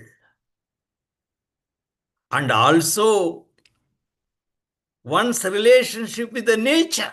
That is very important. So if you are able to understand yourself, if you are able to understand other human beings, maintain harmonious relationship with other human beings, you are able to maintain a harmonious relationship with nature, then you can say you are spiritual in nature. Right? So that means in colleges and universities, we have to provide educational experiences to the students and also to the teachers. First, to understand themselves, then to understand the human relationships, to maintain harmonious human relationships, and also maintain harmonious relationship with nature. That is the meaning of secular spirituality, which can be implemented in all colleges and universities. Because there are teachers and students who belong to various religions, who belong to various faiths, who believe in God, who do not believe in God. Therefore, let us not try to confuse the spiritual education by bringing religion into picture, by bringing God into picture. We can think of spiritual education outside the religion and outside the faith in God. You may belong to a particular religion, no issue. You may have faith in God, you may not have faith in God. That is not the point. You can have faith in God, can have faith in a particular religion, but we do not bring all those into consideration in colleges and universities. We consider to provide experiences to teachers and students to understand themselves, to understand fellow human beings, to maintain harmonious relationship, and also to understand the nature, to maintain harmonious relationship with nature. Right? That is the meaning of secular spirituality. According to American philosopher Robert C. Solomon, spirituality is coextensive with religion. As I mentioned, you can be religious, still you can be spiritual. You may not be religious, still you can be spiritual. And it is not incompatible with or opposite to science or scientific outlook. You can have scientific outlook, no issue. Still you can be spiritual in nature. You can be rational, still you can be spiritual in nature. Naturalized spirituality without the need for the otherworldly. Spirituality is one of the goals, perhaps the ultimate goal of philosophy. Right? So with this meaning of secular spirituality, we can implement spiritual education in colleges and universities also. Thus, holistic education includes training of mind, body, and spirit, spiritual education as I defined in terms of secular spirituality. Then there is no issue at all. Therefore, holistic education includes cognitive domain related to mental process, thinking process. Then psychomotor domain related to physical activities in learning. Then physical education, training related to body, games, sports, physical exercises, including yogic exercises. And secular spiritual education related to understanding of self, understanding of relationship with nature and others, human values and meditation, all that are included in holistic education. That is the meaning of holistic education. When holistic education is implemented in schools, colleges, and universities, the individuals are truly educated and live in harmony with all existence around them. Holistic education only can be said as education in its true sense. Holistic education includes design of multidisciplinary curriculum, innovative and flexible curriculum, and its implementation by providing the necessary infrastructural facilities and using the appropriate pedagogical practices. Holistic education was implemented in ancient universities in India. For example, in Takshashila and in Nalanda. Takshashila dates back to 5th or 6th century BC to 5th century AD. It was established in Gandhara, now in Pakistan. The Vedas and the 18 arts, which included skills such as archery, hunting, elephant roll, were taught in addition to the law school, medical school, and school of military science. The Ayurvedic healer Charaka studied in Takshashila only. Ardhashastra was written by Chanakya. It was composed at Takshashila only. The University of Nalanda, 5th century to 12th century AD in India, was one of the achievements of ancient period in the field of education in India. It was one of the world's first residential universities, the old Nalanda University, not the present form of Nalanda. It had over 10,000 students and 2,000 teachers on the campus with a faculty-student ratio of 1:5. Today, no university, no educational institution exists with a faculty-student ratio of 1:5, but it was existing in the old Nalanda University. Students studied science, astronomy, medicine, and logic as diligently as they applied themselves to metaphysics, philosophy, Sankhya Shastra, Yoga Shastra, the Vedas, the scriptures of Buddhism, foreign philosophy, transcending ethnic and national boundaries. It was really a multidisciplinary curriculum. It was implemented. The university attracted peoples and scholars from Korea, Japan, China, Tibet, Indonesia, Persia, Turkey, and other parts of the world.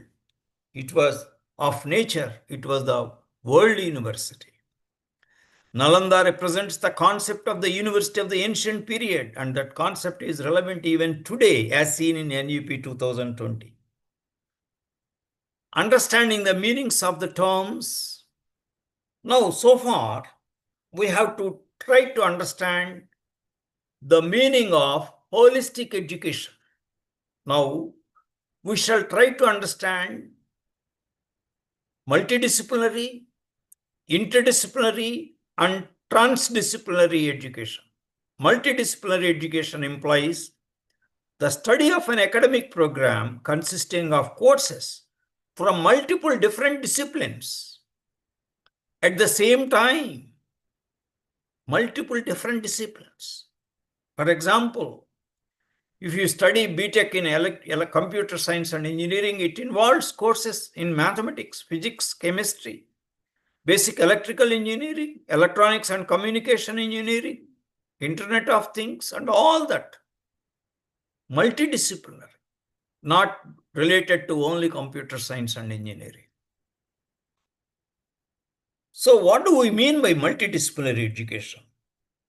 Perspectives from different disciplines create a broader understanding of the academic in the major disciplines of the academic program. The student, when you give multiple perspectives from different disciplines, the student crosses the boundaries of the disciplines. The student crosses boundaries of the discipline.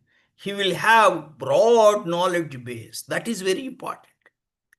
But the disciplines keep their own identity. The students study mathematics. Mathematics has its own identity. The students study physics. The student crosses the boundaries of the disciplines, but the disciplines keep their own identity. That is multidisciplinary. Please note this point. Disciplinary, multidisciplinary, interdisciplinary, and transdisciplinary domains of learning are depicted diagrammatically in the next slide. see here, top left represents disciplinary in the figure. That purple sphere represents disciplinary perspective. That means belonging to single discipline. For example, some certificate courses. Then top right, you have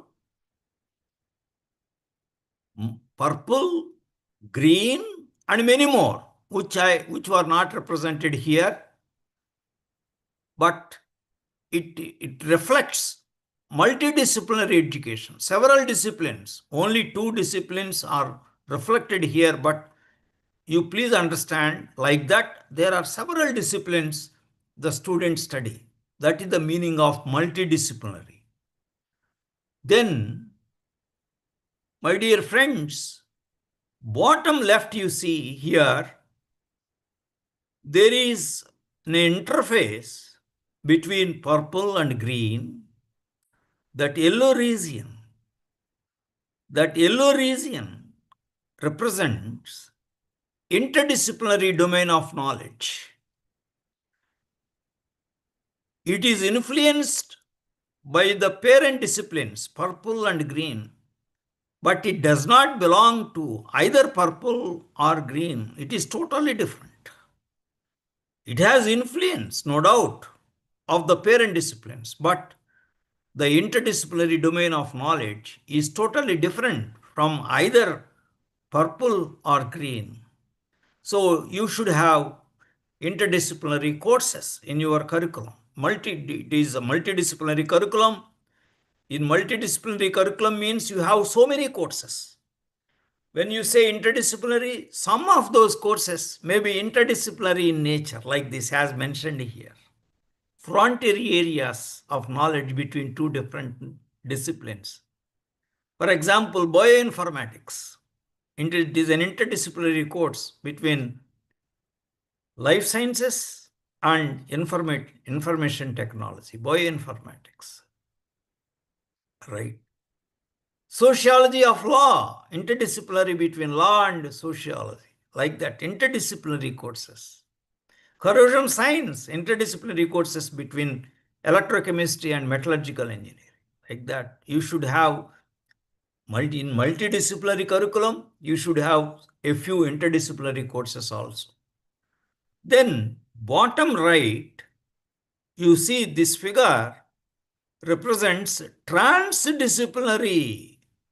You see, by the integration of these 2 disciplines, a new discipline of knowledge, this white region is totally a new discipline of knowledge has emerged. So it is shown at a higher level because this new discipline of knowledge, new domain of knowledge transcends the parent disciplines, That is the reason why it is shown here. Therefore, this region represents the transdisciplinary domain of knowledge, which happens especially when you do research work. For some professionally, vocationally, and technically oriented courses, curricula delivered in higher education establishment may focus on teaching material related to a single discipline, right? Certificate courses. By contrast, all undergraduate programs belong to multidisciplinary nature, interdisciplinary nature, and transdisciplinary nature. Multidisciplinary, interdisciplinary, and transdisciplinary results in improved, effective, and cognitive learning and critical thinking, offering the students the opportunity to obtain a broad general knowledge base. According to oxforddictionaries.com, multidisciplinary is an adjective that describes combining or involving several academic disciplines or professional specializations in approach to a topic or a problem. Interdisciplinary is an adjective that describes of or relating to more than one branch of knowledge.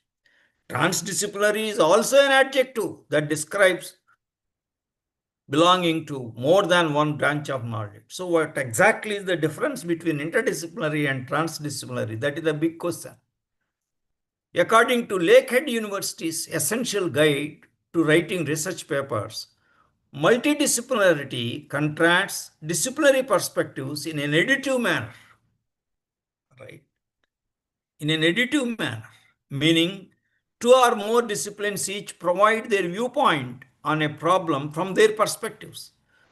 Multidisciplinarity involves little or no interaction across the disciplines, little interaction across the disciplines. So each discipline of knowledge goes on adding knowledge to the student, and ultimately the students will have the broader knowledge base and they cross the boundaries, but the disciplines keep their own identity. Whereas interdisciplinarity combines two or more disciplines to a new level of integration, suggesting component boundaries start to break down. Interdisciplinarity is no longer a simple addition of parts, but the recognition that each discipline can influence the research output of the other. Then what is transdisciplinarity? It occurs when two or more discipline perspectives transcend each other to form a new holistic approach. The outcome will be completely different from what one would expect from the addition of the parts. Transdisciplinarity results in a type xenogenesis, where the output is created as a result of the disciplines integrating to become something completely new. Xenogenesis meaning the offspring is totally different from either of the parents. Single discipline courses, certificate courses belonging to a single discipline. These are the examples: certificate course in beekeeping, business skills, yoga, information technology, human rights, organic farming, visual and applied arts. IGNO offers the above certificate courses. Some other certificate courses, some more examples: C++, Java, web designing, graphics designing, data science, data analytics, data analysis with Python, R programming, clinical psychology. Many diploma courses, 2 years duration, are also a single discipline. Diploma in foreign languages like German, French, Russian, etc. Diploma in music, veena, violin, guitar, etc. Multidisciplinary programs. All the undergraduate programs, academic programs, are multidisciplinary in nature only. However, these programs may also consist of some interdisciplinary courses. Overall, they are multidisciplinary in nature.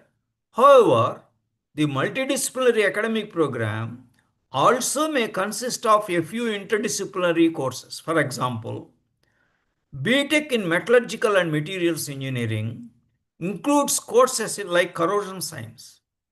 Corrosion science is an interdisciplinary course between electrochemistry and metallurgical engineering. So the teacher who teaches corrosion science should have knowledge of electrochemistry and also metallurgical engineering. I used to teach corrosion science as an open elective at the BTech final year level. Then bachelor program in law consists of courses such as environmental law.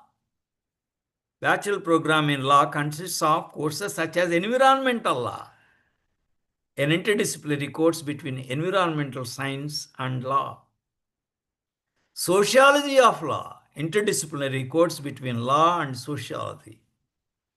Then Bachelor of Education includes educational technology as an interdisciplinary course.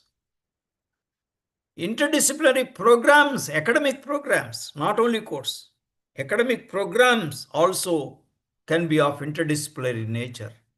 A few examples I am giving here: MTech or MSc in bioinformatics. It is an academic program. The academic program is interdisciplinary between life sciences, biology, and also information technology.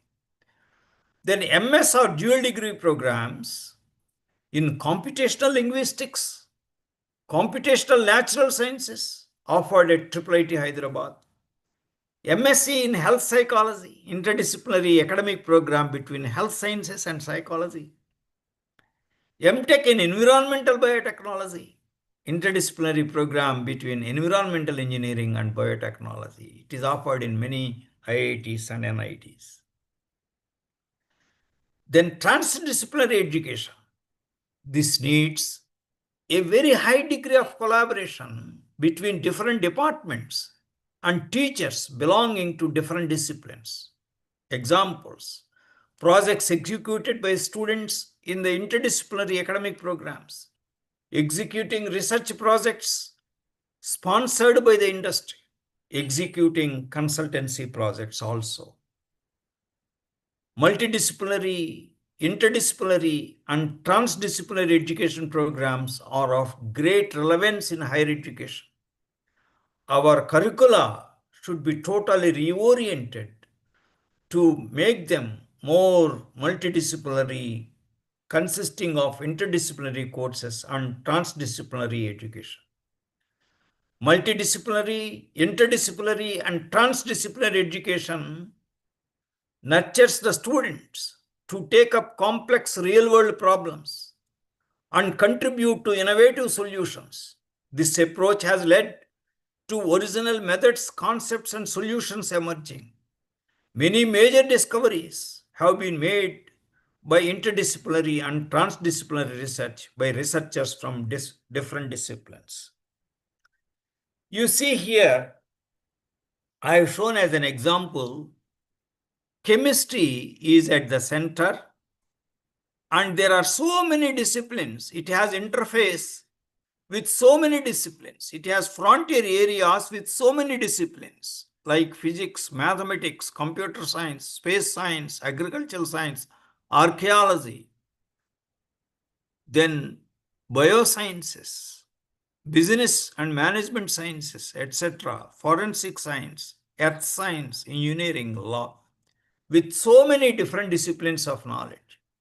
Therefore, all of you can find out what are the various disciplines which have an interface with your discipline, frontier areas with your discipline.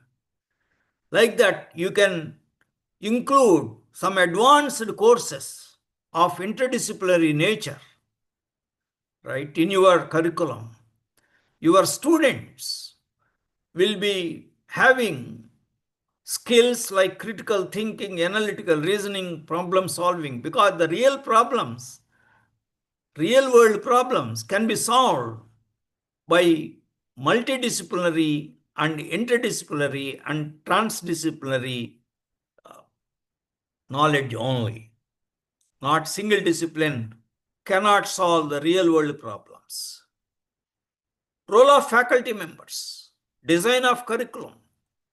Faculty members have to follow the latest trends in the advancement of knowledge in their discipline and also frontier areas, relevance of courses to the needs of the society and also students, and revise the curriculum of any given academic program by including interdisciplinary courses as core courses or electives as applicable.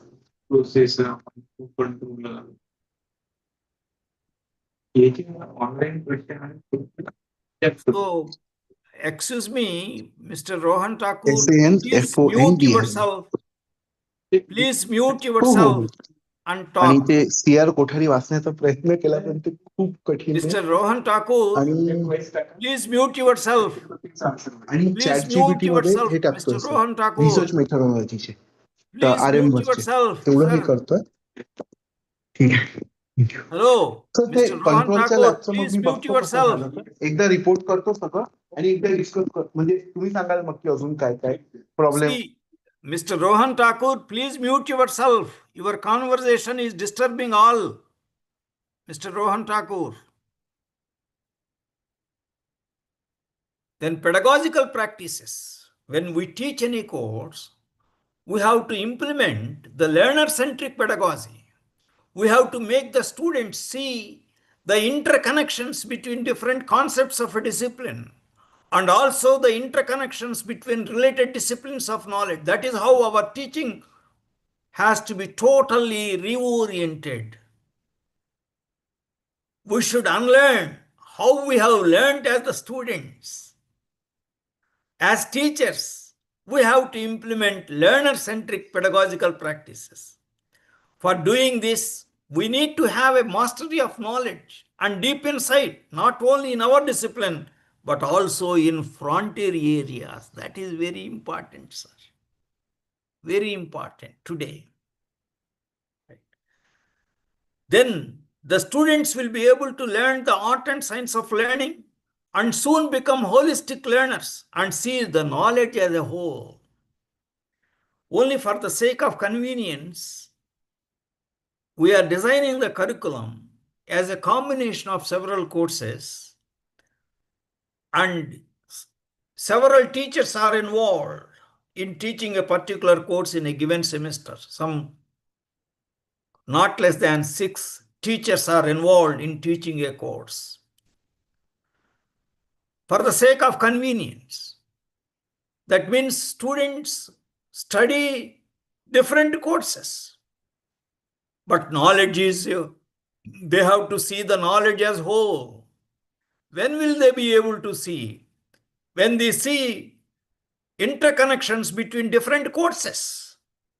Though for the sake of convenience, we teach different courses separately. But after completing, understanding all the courses, students must be able to see the interconnections between various courses and see the knowledge as a whole. That is holistic education in another perspective. Right? They will have critical thinking and problem-solving skills and try to solve any complex problem, real-world problem, with greater confidence and ease. This is what is needed in higher education, and not dumping a lot of information. Research and consultancy, interdisciplinary research centers. Every university must establish interdisciplinary research centers, which include faculty members from different related disciplines. This is very important, sir. Don't confine to your disciplines of knowledge when you do research. Research does not depend upon a single discipline of knowledge. Research needs knowledge from different disciplines. That is only research. While the university provides basic research facilities, the research groups can equip further with advanced facilities through sponsored research projects from different funding agencies.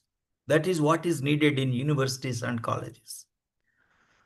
Through interdisciplinary, please note this point, sir, very carefully.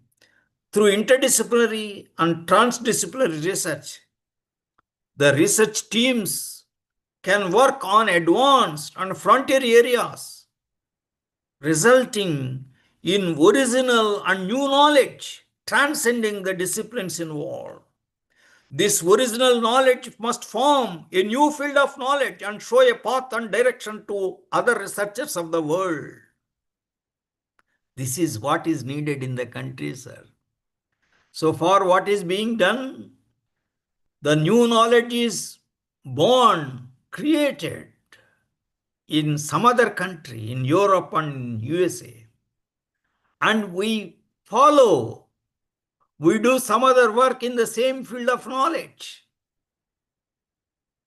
But what is important is the new knowledge, the original knowledge, the new area of research must be born in India. And others have to follow that. So that is needed very much in how is it possible? The first thing is the design of curriculum, involving students in research projects, yet even at undergraduate level. Project must be made compulsory. Wherever possible, in various courses, you see that students carry out mini projects. Project-based learning alone can lead to innovations, right? Can lead to the students thinking, design thinking. Very, very important, sir. Design thinking leads to innovation, right? So far confining to our own field of knowledge is not relevant to solve the complex problems and the modern problems created in the world. In order to solve the real world problems, interdisciplinary and transdisciplinary research has to be taken care of in universities and colleges. Then mentoring of young faculty members. The senior faculty must mentor the newly recruited faculty and other young faculty and enable them to reorient themselves in pursuing interdisciplinary, transdisciplinary teaching, research, and consultancy. Because the newly recruited faculty lack experience. So instead of learning everything by their own experience, the senior faculty can mentor the young faculty to make them see the interconnections between different courses, to make them understand, to develop knowledge in more than one discipline of more than one course. Try to teach as many interdisciplinary courses as possible, involving many interdisciplinary courses as core courses and also elective courses. That is how the whole curriculum has to be thoroughly revamped, restructured in colleges and universities. Then another point, the newly recruited faculty and the young faculty have their own strength. What is that strength? They are equipped with the latest trends in the research areas. They must have done in the most modern areas.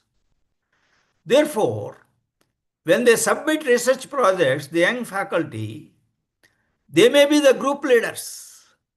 The other faculty involved may be the co-principal investigators. There should not be any hierarchy in teaching, learning, and research. Right? Hierarchy should be removed.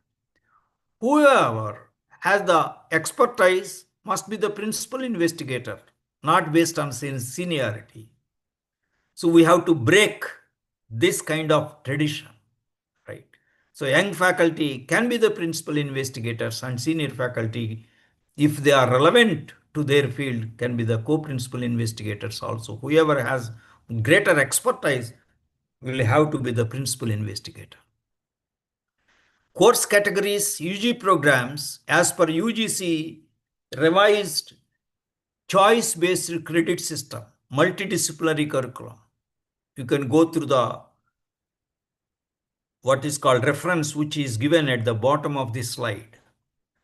The multidisciplinary curriculum must consist of, according to UGC, core courses, that is major disciplines, other related disciplines, that is supporting courses, electives, discipline-specific electives, interdisciplinary or transdisciplinary electives, and generic electives, open electives. That is very important, sir.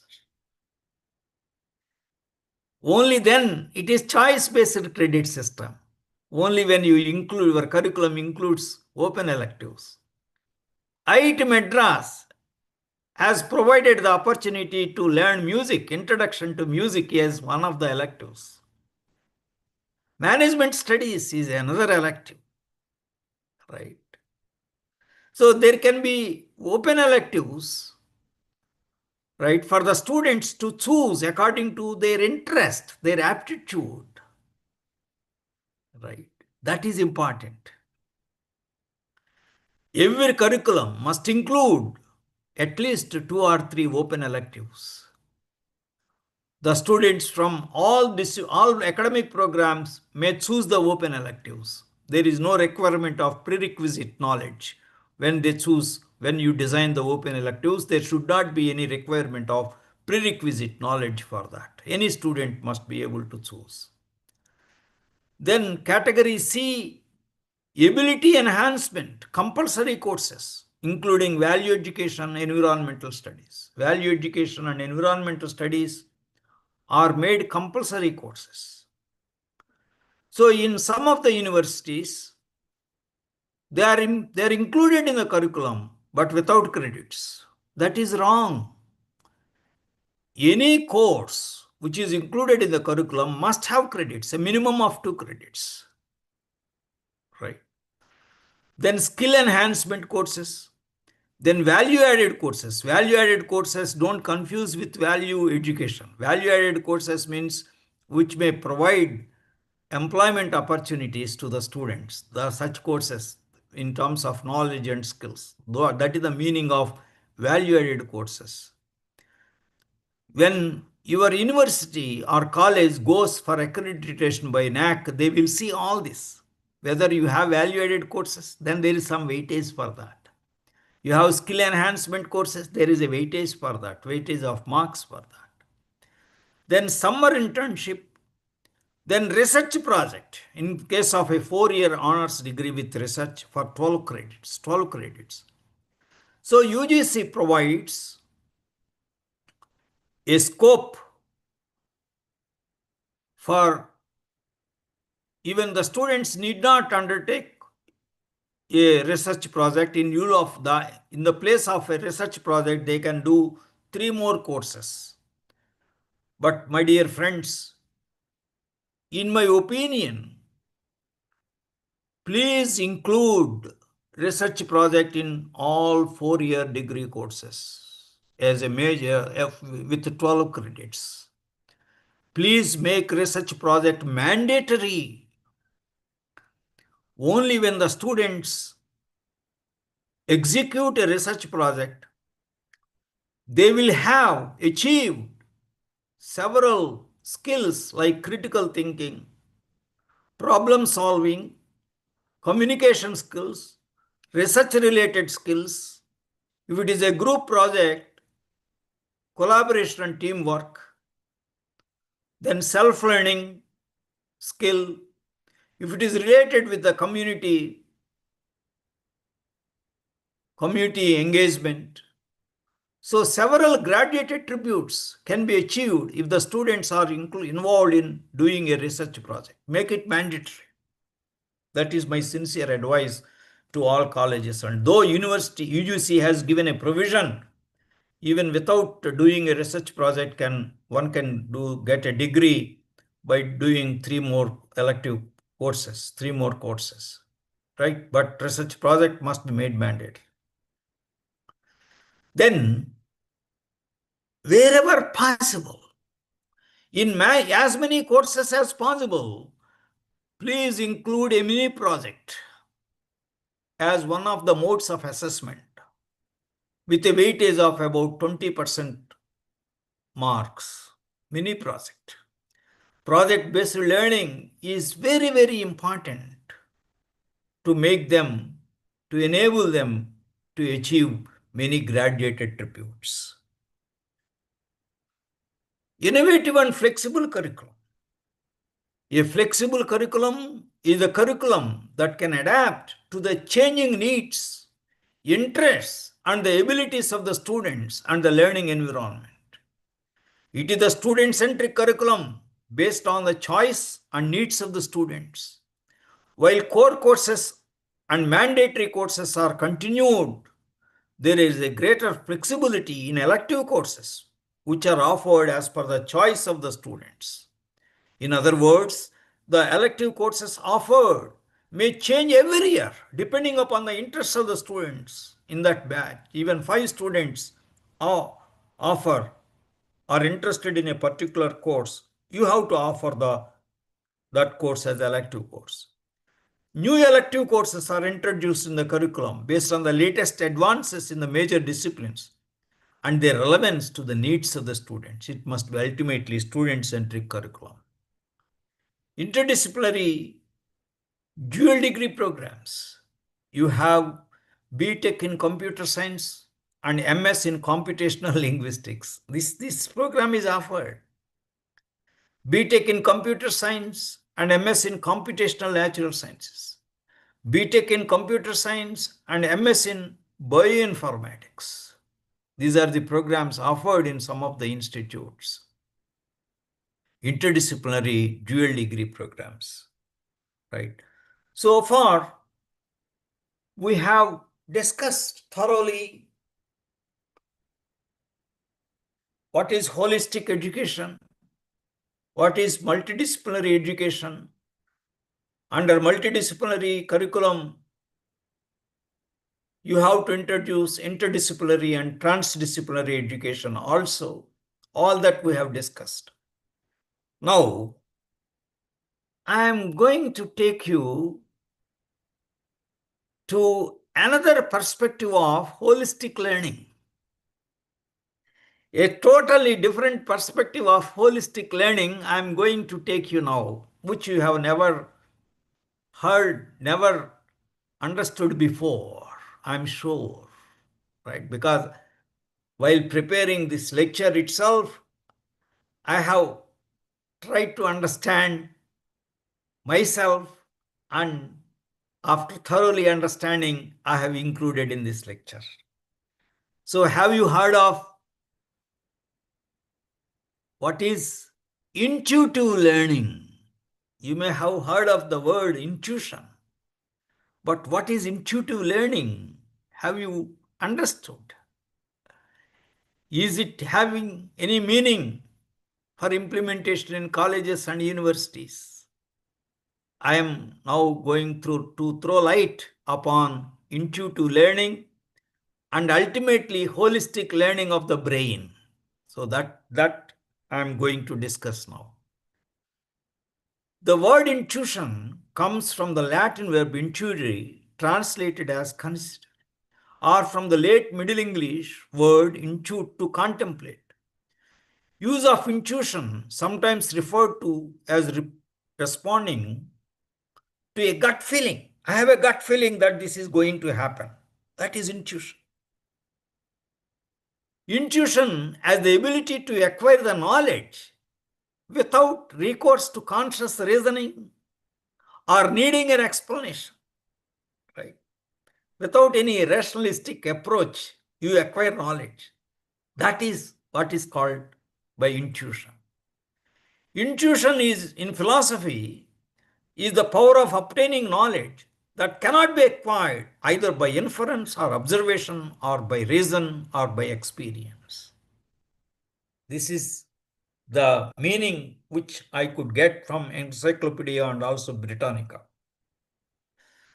So always, whenever I prepare for lectures, I try to search for in the literature for the quotations by great people like Einstein.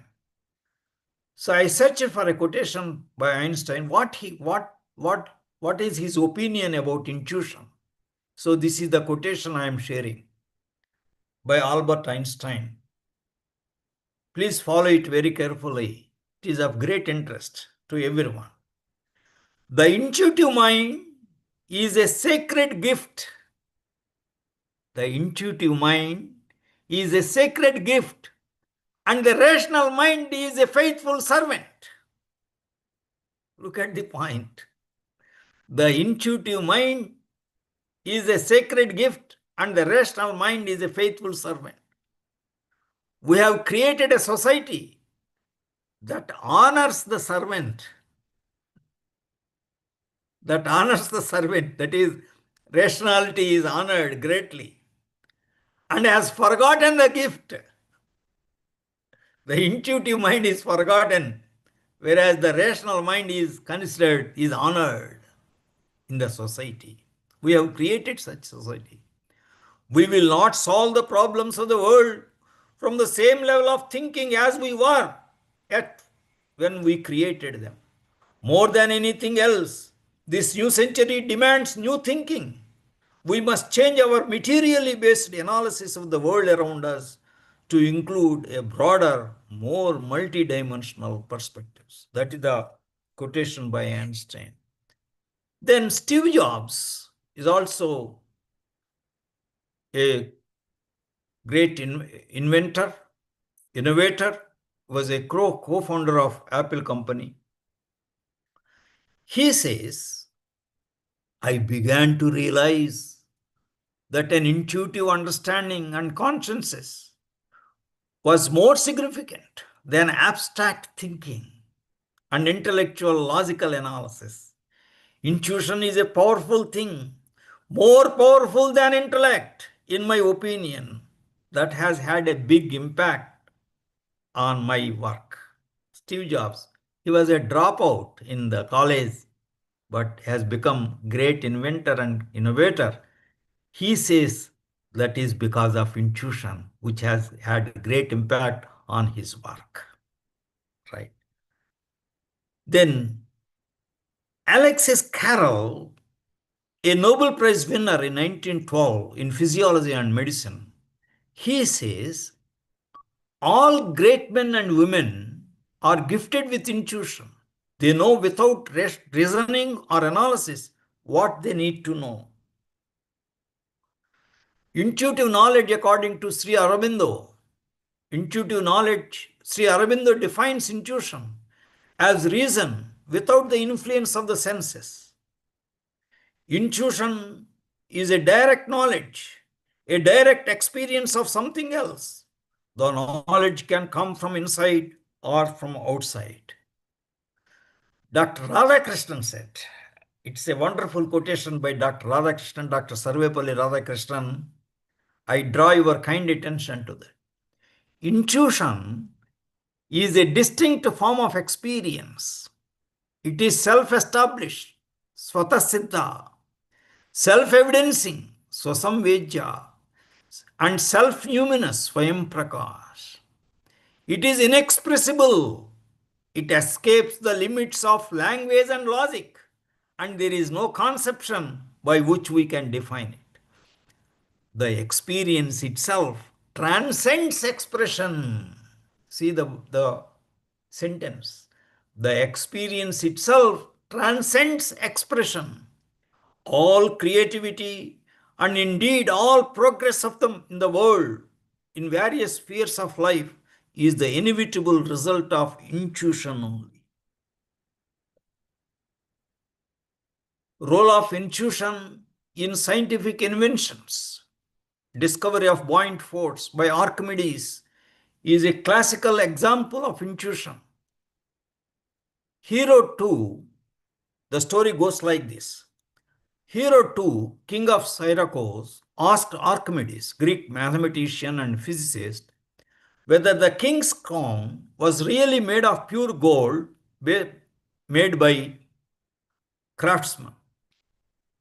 While taking bath in a tub, Archimedes noted that as his body sank into the tub, the water overflowed. It instantaneously occurred to Archimedes how he could solve the problem of the purity of golden crown of the king, and he took to the street naked, shouting, Eureka, Eureka. In Greek it means, I have found, I have found. So then what he did? So by intuition, by intuitive mind, he has found the solution to the problem of the golden crown of the king. But he has to prove to the king, right? By intuition, he understood it. But he has to prove before the king. Simply, he cannot say that. So how he has proved is explained. This is Archimedes, 287 BC to 212 BC. Archimedes, what he did is, he did an experiment. Archimedes took the mass of gold equivalent to the mass of crown by weighing both. He took the same mass of gold equivalent to the mass of the crown and dipped into a holder of water. He recorded the volume of water displaced, right? The volume. He noted down in the book. Then he took silver equivalent to the mass of the crown and dipped into the same holder of water. Same holder, not different holder. He also recorded the volume of water displaced. He found that the volume of water displaced with silver is higher than that with the same mass of gold. This is because the density of gold being higher than that of silver uses less mass of gold. Less mass of gold, less volume of water. More mass of silver, more volume of water. Right? Then he actually dipped the king's crown into the same holder of water again and recorded the volume of the water displaced. He found that the volume of water displaced is between that of gold and silver. What does it mean? It means the golden crown, so-called golden crown, contains a significant amount of silver. He proved before the king. But how did he get the idea? He got the idea by means of intuitive mind. Right? This is the power of intuition. Later, he found Archimedes' principle. Then discovery of the structure of benzene molecule by Auguste Kekulé. This is another example of intuition. Auguste Kekulé was one of the pioneering organic chemistry scientists. Kekulé was intrigued with the problem of finding the structure of a compound called benzene. The researchers knew that this molecule consists of 6 carbon atoms and 6 hydrogen atoms. But the challenge was to find a way to group the atoms in order to justify the properties which were exhibited by benzene. A common fact occurs with some people is that sometimes they can have certain perceptive phenomenon by unconscious processes that occur in dreams, as in the case of Kekulé. Right? Kekulé has explained in a meeting organized by German Chemical Society on the occasion of 25th anniversary of his first benzene paper, research paper. In that meeting, Kekulé spoke of creation of the theory. How did he got that structure of benzene molecule? He said that he had discovered the ring shape of the benzene molecule after having a reverie or daydream of a snake seizing its own tail. He got a daydream. Snake seizing its own tail. I will show in the next slide. Yeah. What is shown, the outside. This is the snake seizing its own tail.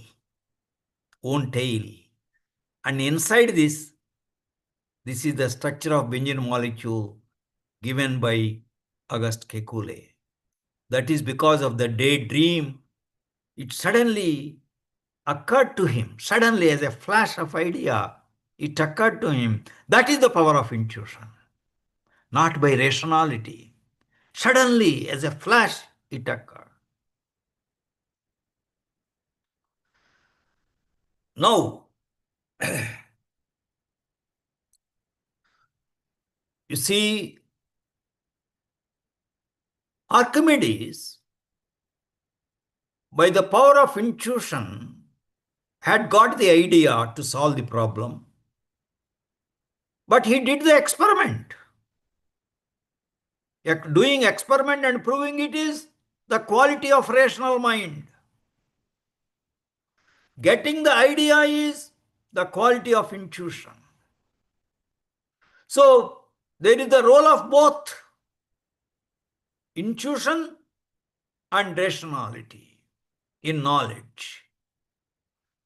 Similarly, Auguste Kekulé also, by intuition, suddenly he got the idea about the structure of benzene molecule, but later he has proved to the scientific world about this structure by rational approach. Therefore, both are important. my dear friends. Both are important. You cannot ignore the rational mind.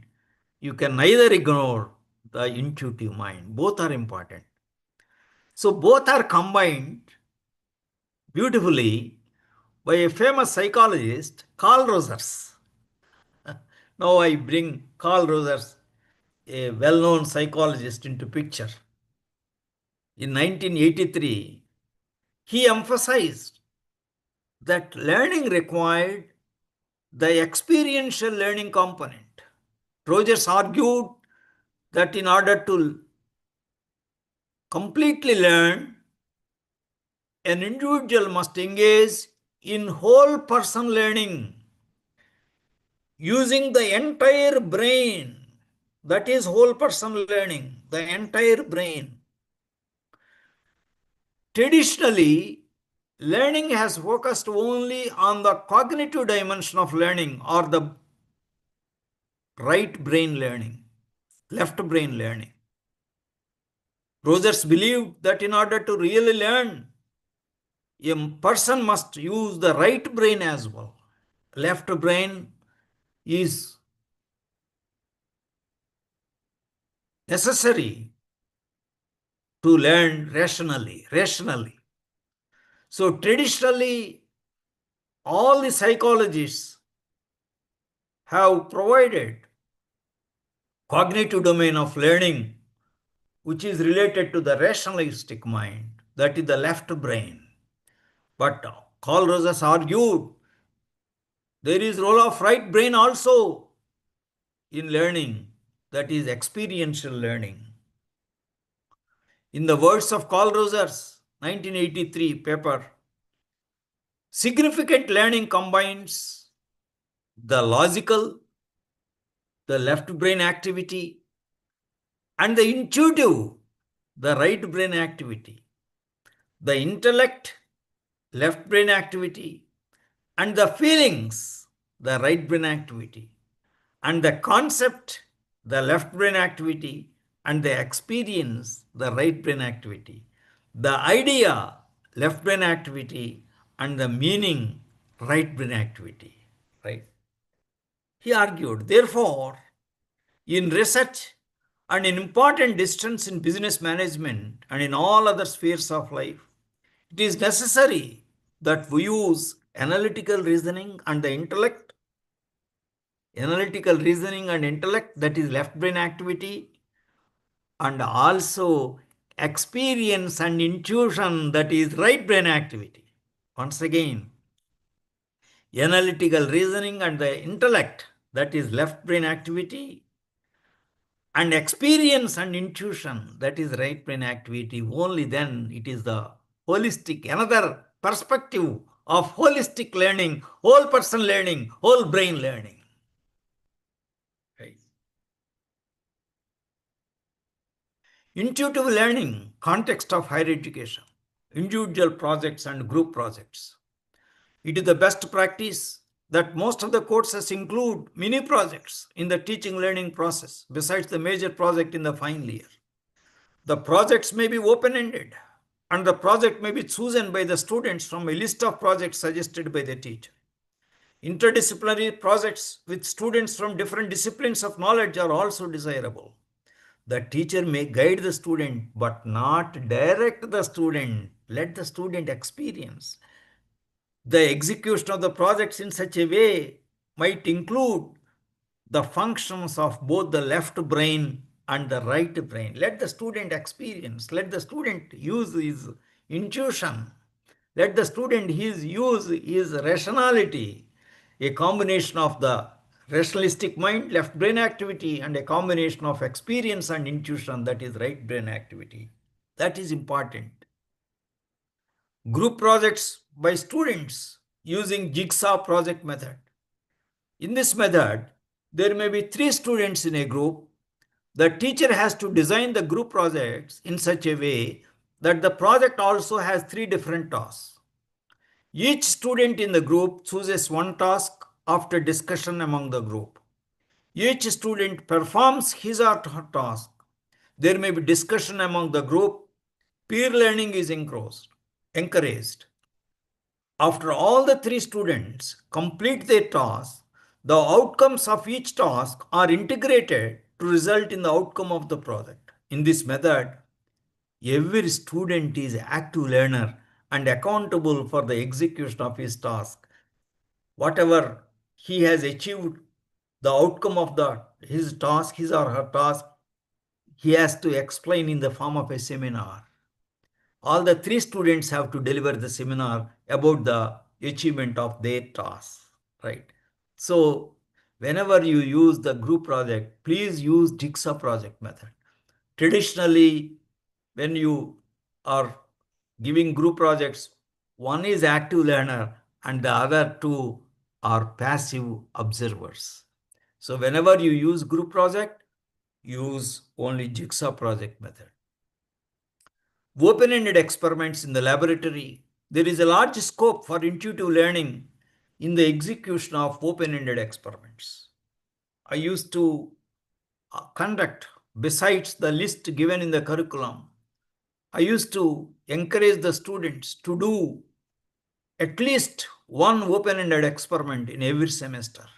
The students choose the experiment related to the course. The students design the experiment. Students also develop their own methodology, their procedure. We provide only the facilities. So in that way, the students can make use of the intuitive mind and the experience, the right brain activity, and also the rational mind and the intellect, the left brain activity. So open-ended experiments are very important. Open-ended assignments, question-answer sessions also nurture intuitive learning. Intuitive learning and learning based on analytical reasoning can go together. There is no conflict between these two. They must go together. However, intuitive learning needs a greater degree of contemplation. One has to deeply think about it for a long time. Then suddenly, the power of intuition is exhibited. Right. This I have experienced in guiding my research students. This I have experienced in doing my own PhD work. Right. There is great power of intuition provided you allow it to manifest in yourself. We have to permit, we have to allow it. We have to think about deeply on any subject in order to master the subject, in order to experience the subject, in order to discover new knowledge in the subject by the power of intuition. In this process, the teachers also become intuitive learners. Though traditionally, inductive methods and deductive methods, analytical reasoning and critical thinking play a vital role in postgraduate and doctoral thesis, students may be guided in using their intuition also. There is a large scope for intuitive learning at all levels of higher education. Through holistic learning only, using both the left brain and right brain, the students and teachers will become creative and contribute to original knowledge in their respective fields and also in frontier areas. Implementation of holistic and multidisciplinary education in India, challenges and issues. Recruitment of qualified and competent faculty who are well trained and who believe in the holistic and multidisciplinary education. It's a very big challenge. Design and implementation of innovative and flexible curriculum. Implementation of student-faculty ratio as 15:1 or better in all colleges and universities. At any given point of time, even in IITs, NITs, central universities, state universities, in any university or college, permanent faculty with the student-faculty ratio of 15:1 or better is not implemented. That is the biggest challenge.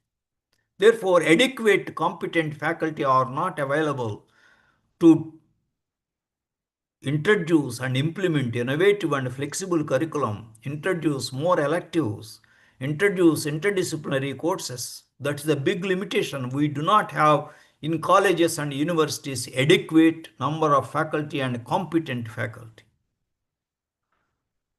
Many state universities and colleges are managing with contractual faculty. Even IITs, NITs, central universities are managing with contractual faculty, temporary faculty for a period of few months, providing the necessary infrastructural facilities, providing a congenial learning environment, providing inclusive education in all the colleges and universities, societal values and negative influence of social media. Societal values do not encourage holistic education. Societal values do not encourage secular spirituality, right? Societal values have great negative impact on the students in colleges and universities. And the negative influence of social media. Impact of entertainment industry as a negative factor in learning among students. Entry of super AI, artificial intelligence tools into learning. Then where is the role of human mind? What is the role of teacher?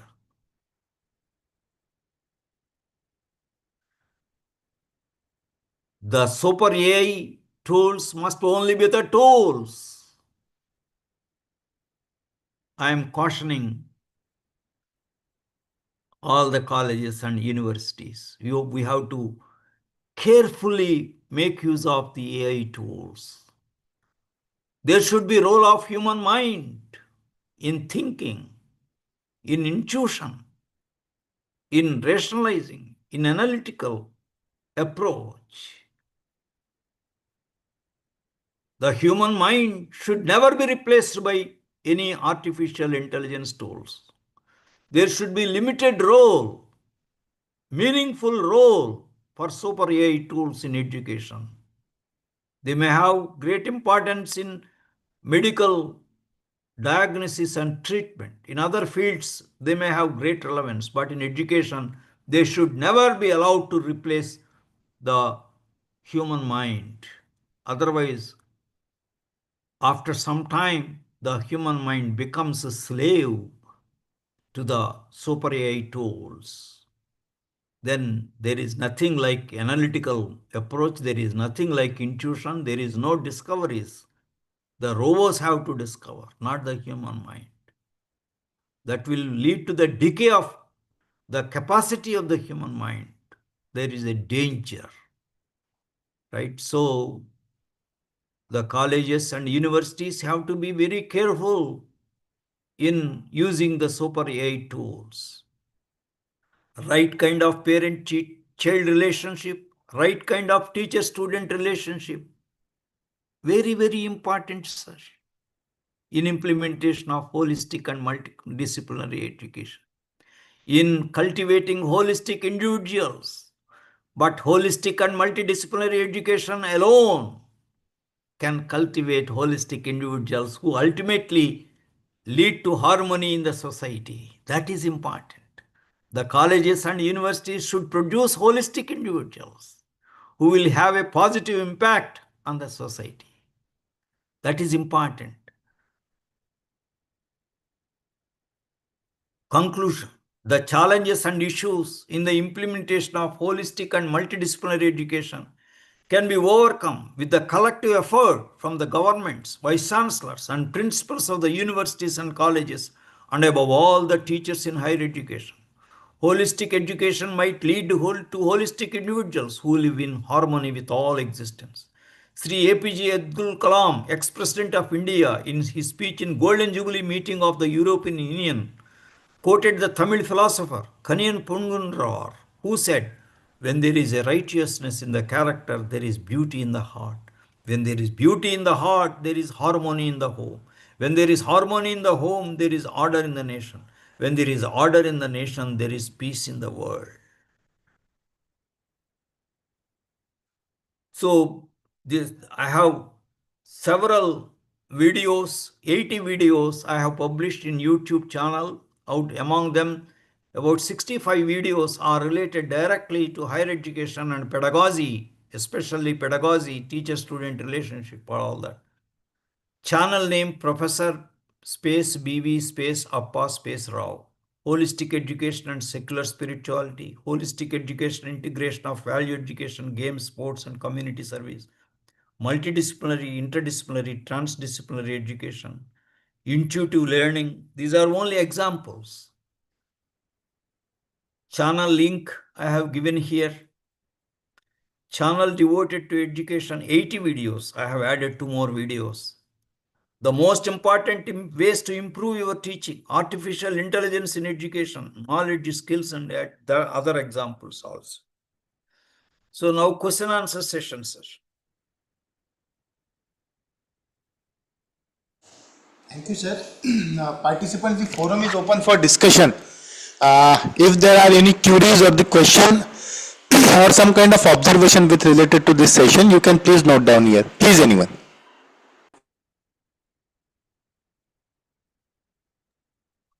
Thank you, sir, for giving the little more insights regarding the intuitive learning. And in your presentation, you have put forward the many challenges that now the education industry is facing. So I hope that I will certainly visit to your YouTube channel and see that how the holistic education with the new education policy can be implemented at my level first, and then we will integrate into our college and university, and we will try to spread it further. Yeah, So thank you. thank you once again for Thank you. sharing your precious thoughts regarding the education sector or higher education and intuitive learning, and then how our focus we need to change for maintaining the holistic education and harmony in the nature. So once again, thank you, sir. Thank you. So my PPT is shared with Professor Muhammad Atiki. So for sharing among the participants, that PPT will be shared among all of you. Yes, Yes, sir. sir. Yes, Yes, sir. sir. We'll Yes, sir. certainly go through it. Yeah.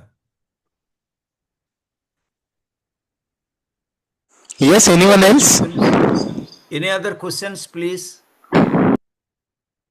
Sir, is there any special separate book for that regarding the more insights about intuitive learning, or how we can curate or No, actually, I have also searched for any book. I could yes, not find any book on separately on intuitive yes, yes. learning.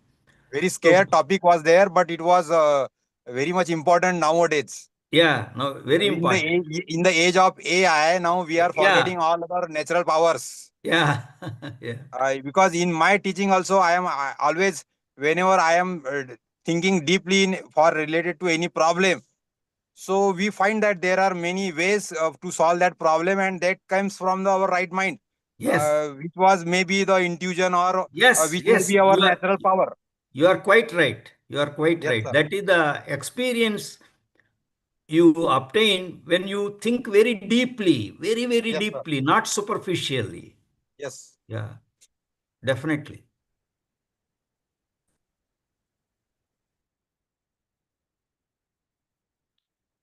Any other questions, please? Questions or reflections are most welcome. I always provide some time for questions and reflections. These are very, very important. Your experiences are unique for you. Every one of you has excellent experiences, which sometimes you may recognize, sometimes you may not recognize, right? So, your experience is your strength. Learning from your own experiences to become better and better teachers.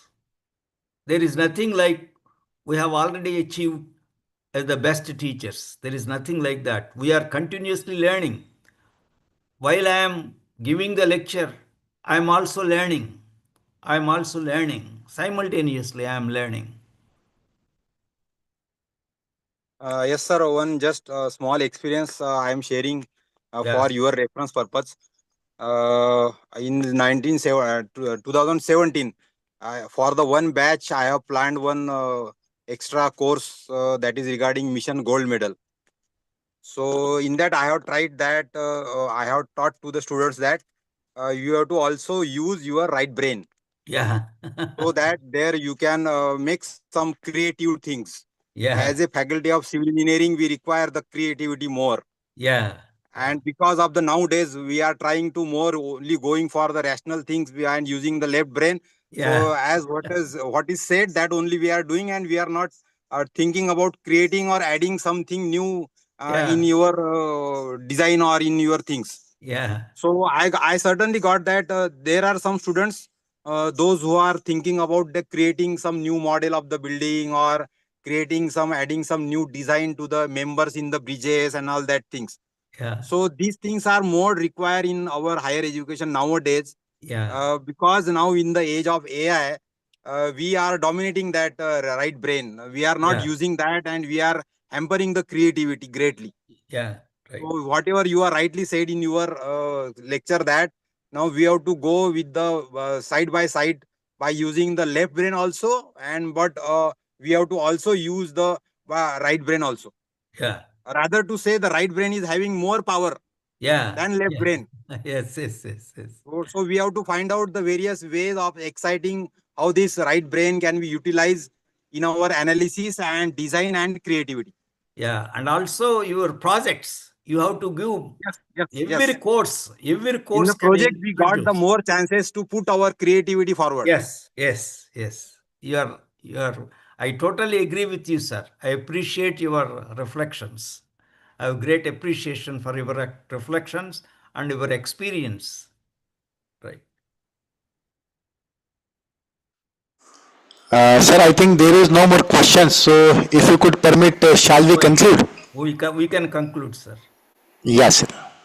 So on behalf of the Malviya Mission Teacher Training Center, Sant Galge Baba, Amravati University, and Professor Ram Meghe, College of Engineering and Management, I extend my sincere thanks to Professor Apparao sir for such a wonderful insight towards this holistic and multidisciplinary education. Sir, you have broadened our perspective towards the adoption of this multidisciplinary education, particularly the holistic education in the recent era. That is very much essential. And share your thought-provoking knowledge with us and enlighten us on this huge topic in a very simplest way. So we are really thankful to you, sir. I once again extend my sincere thanks to you for your precious time. And with the kind consent of Professor Apparao, sir, I would like to declare that this session will be over here and we will meet tomorrow. Thank you, sir. Thank you so much. And thank you all the participants for their precious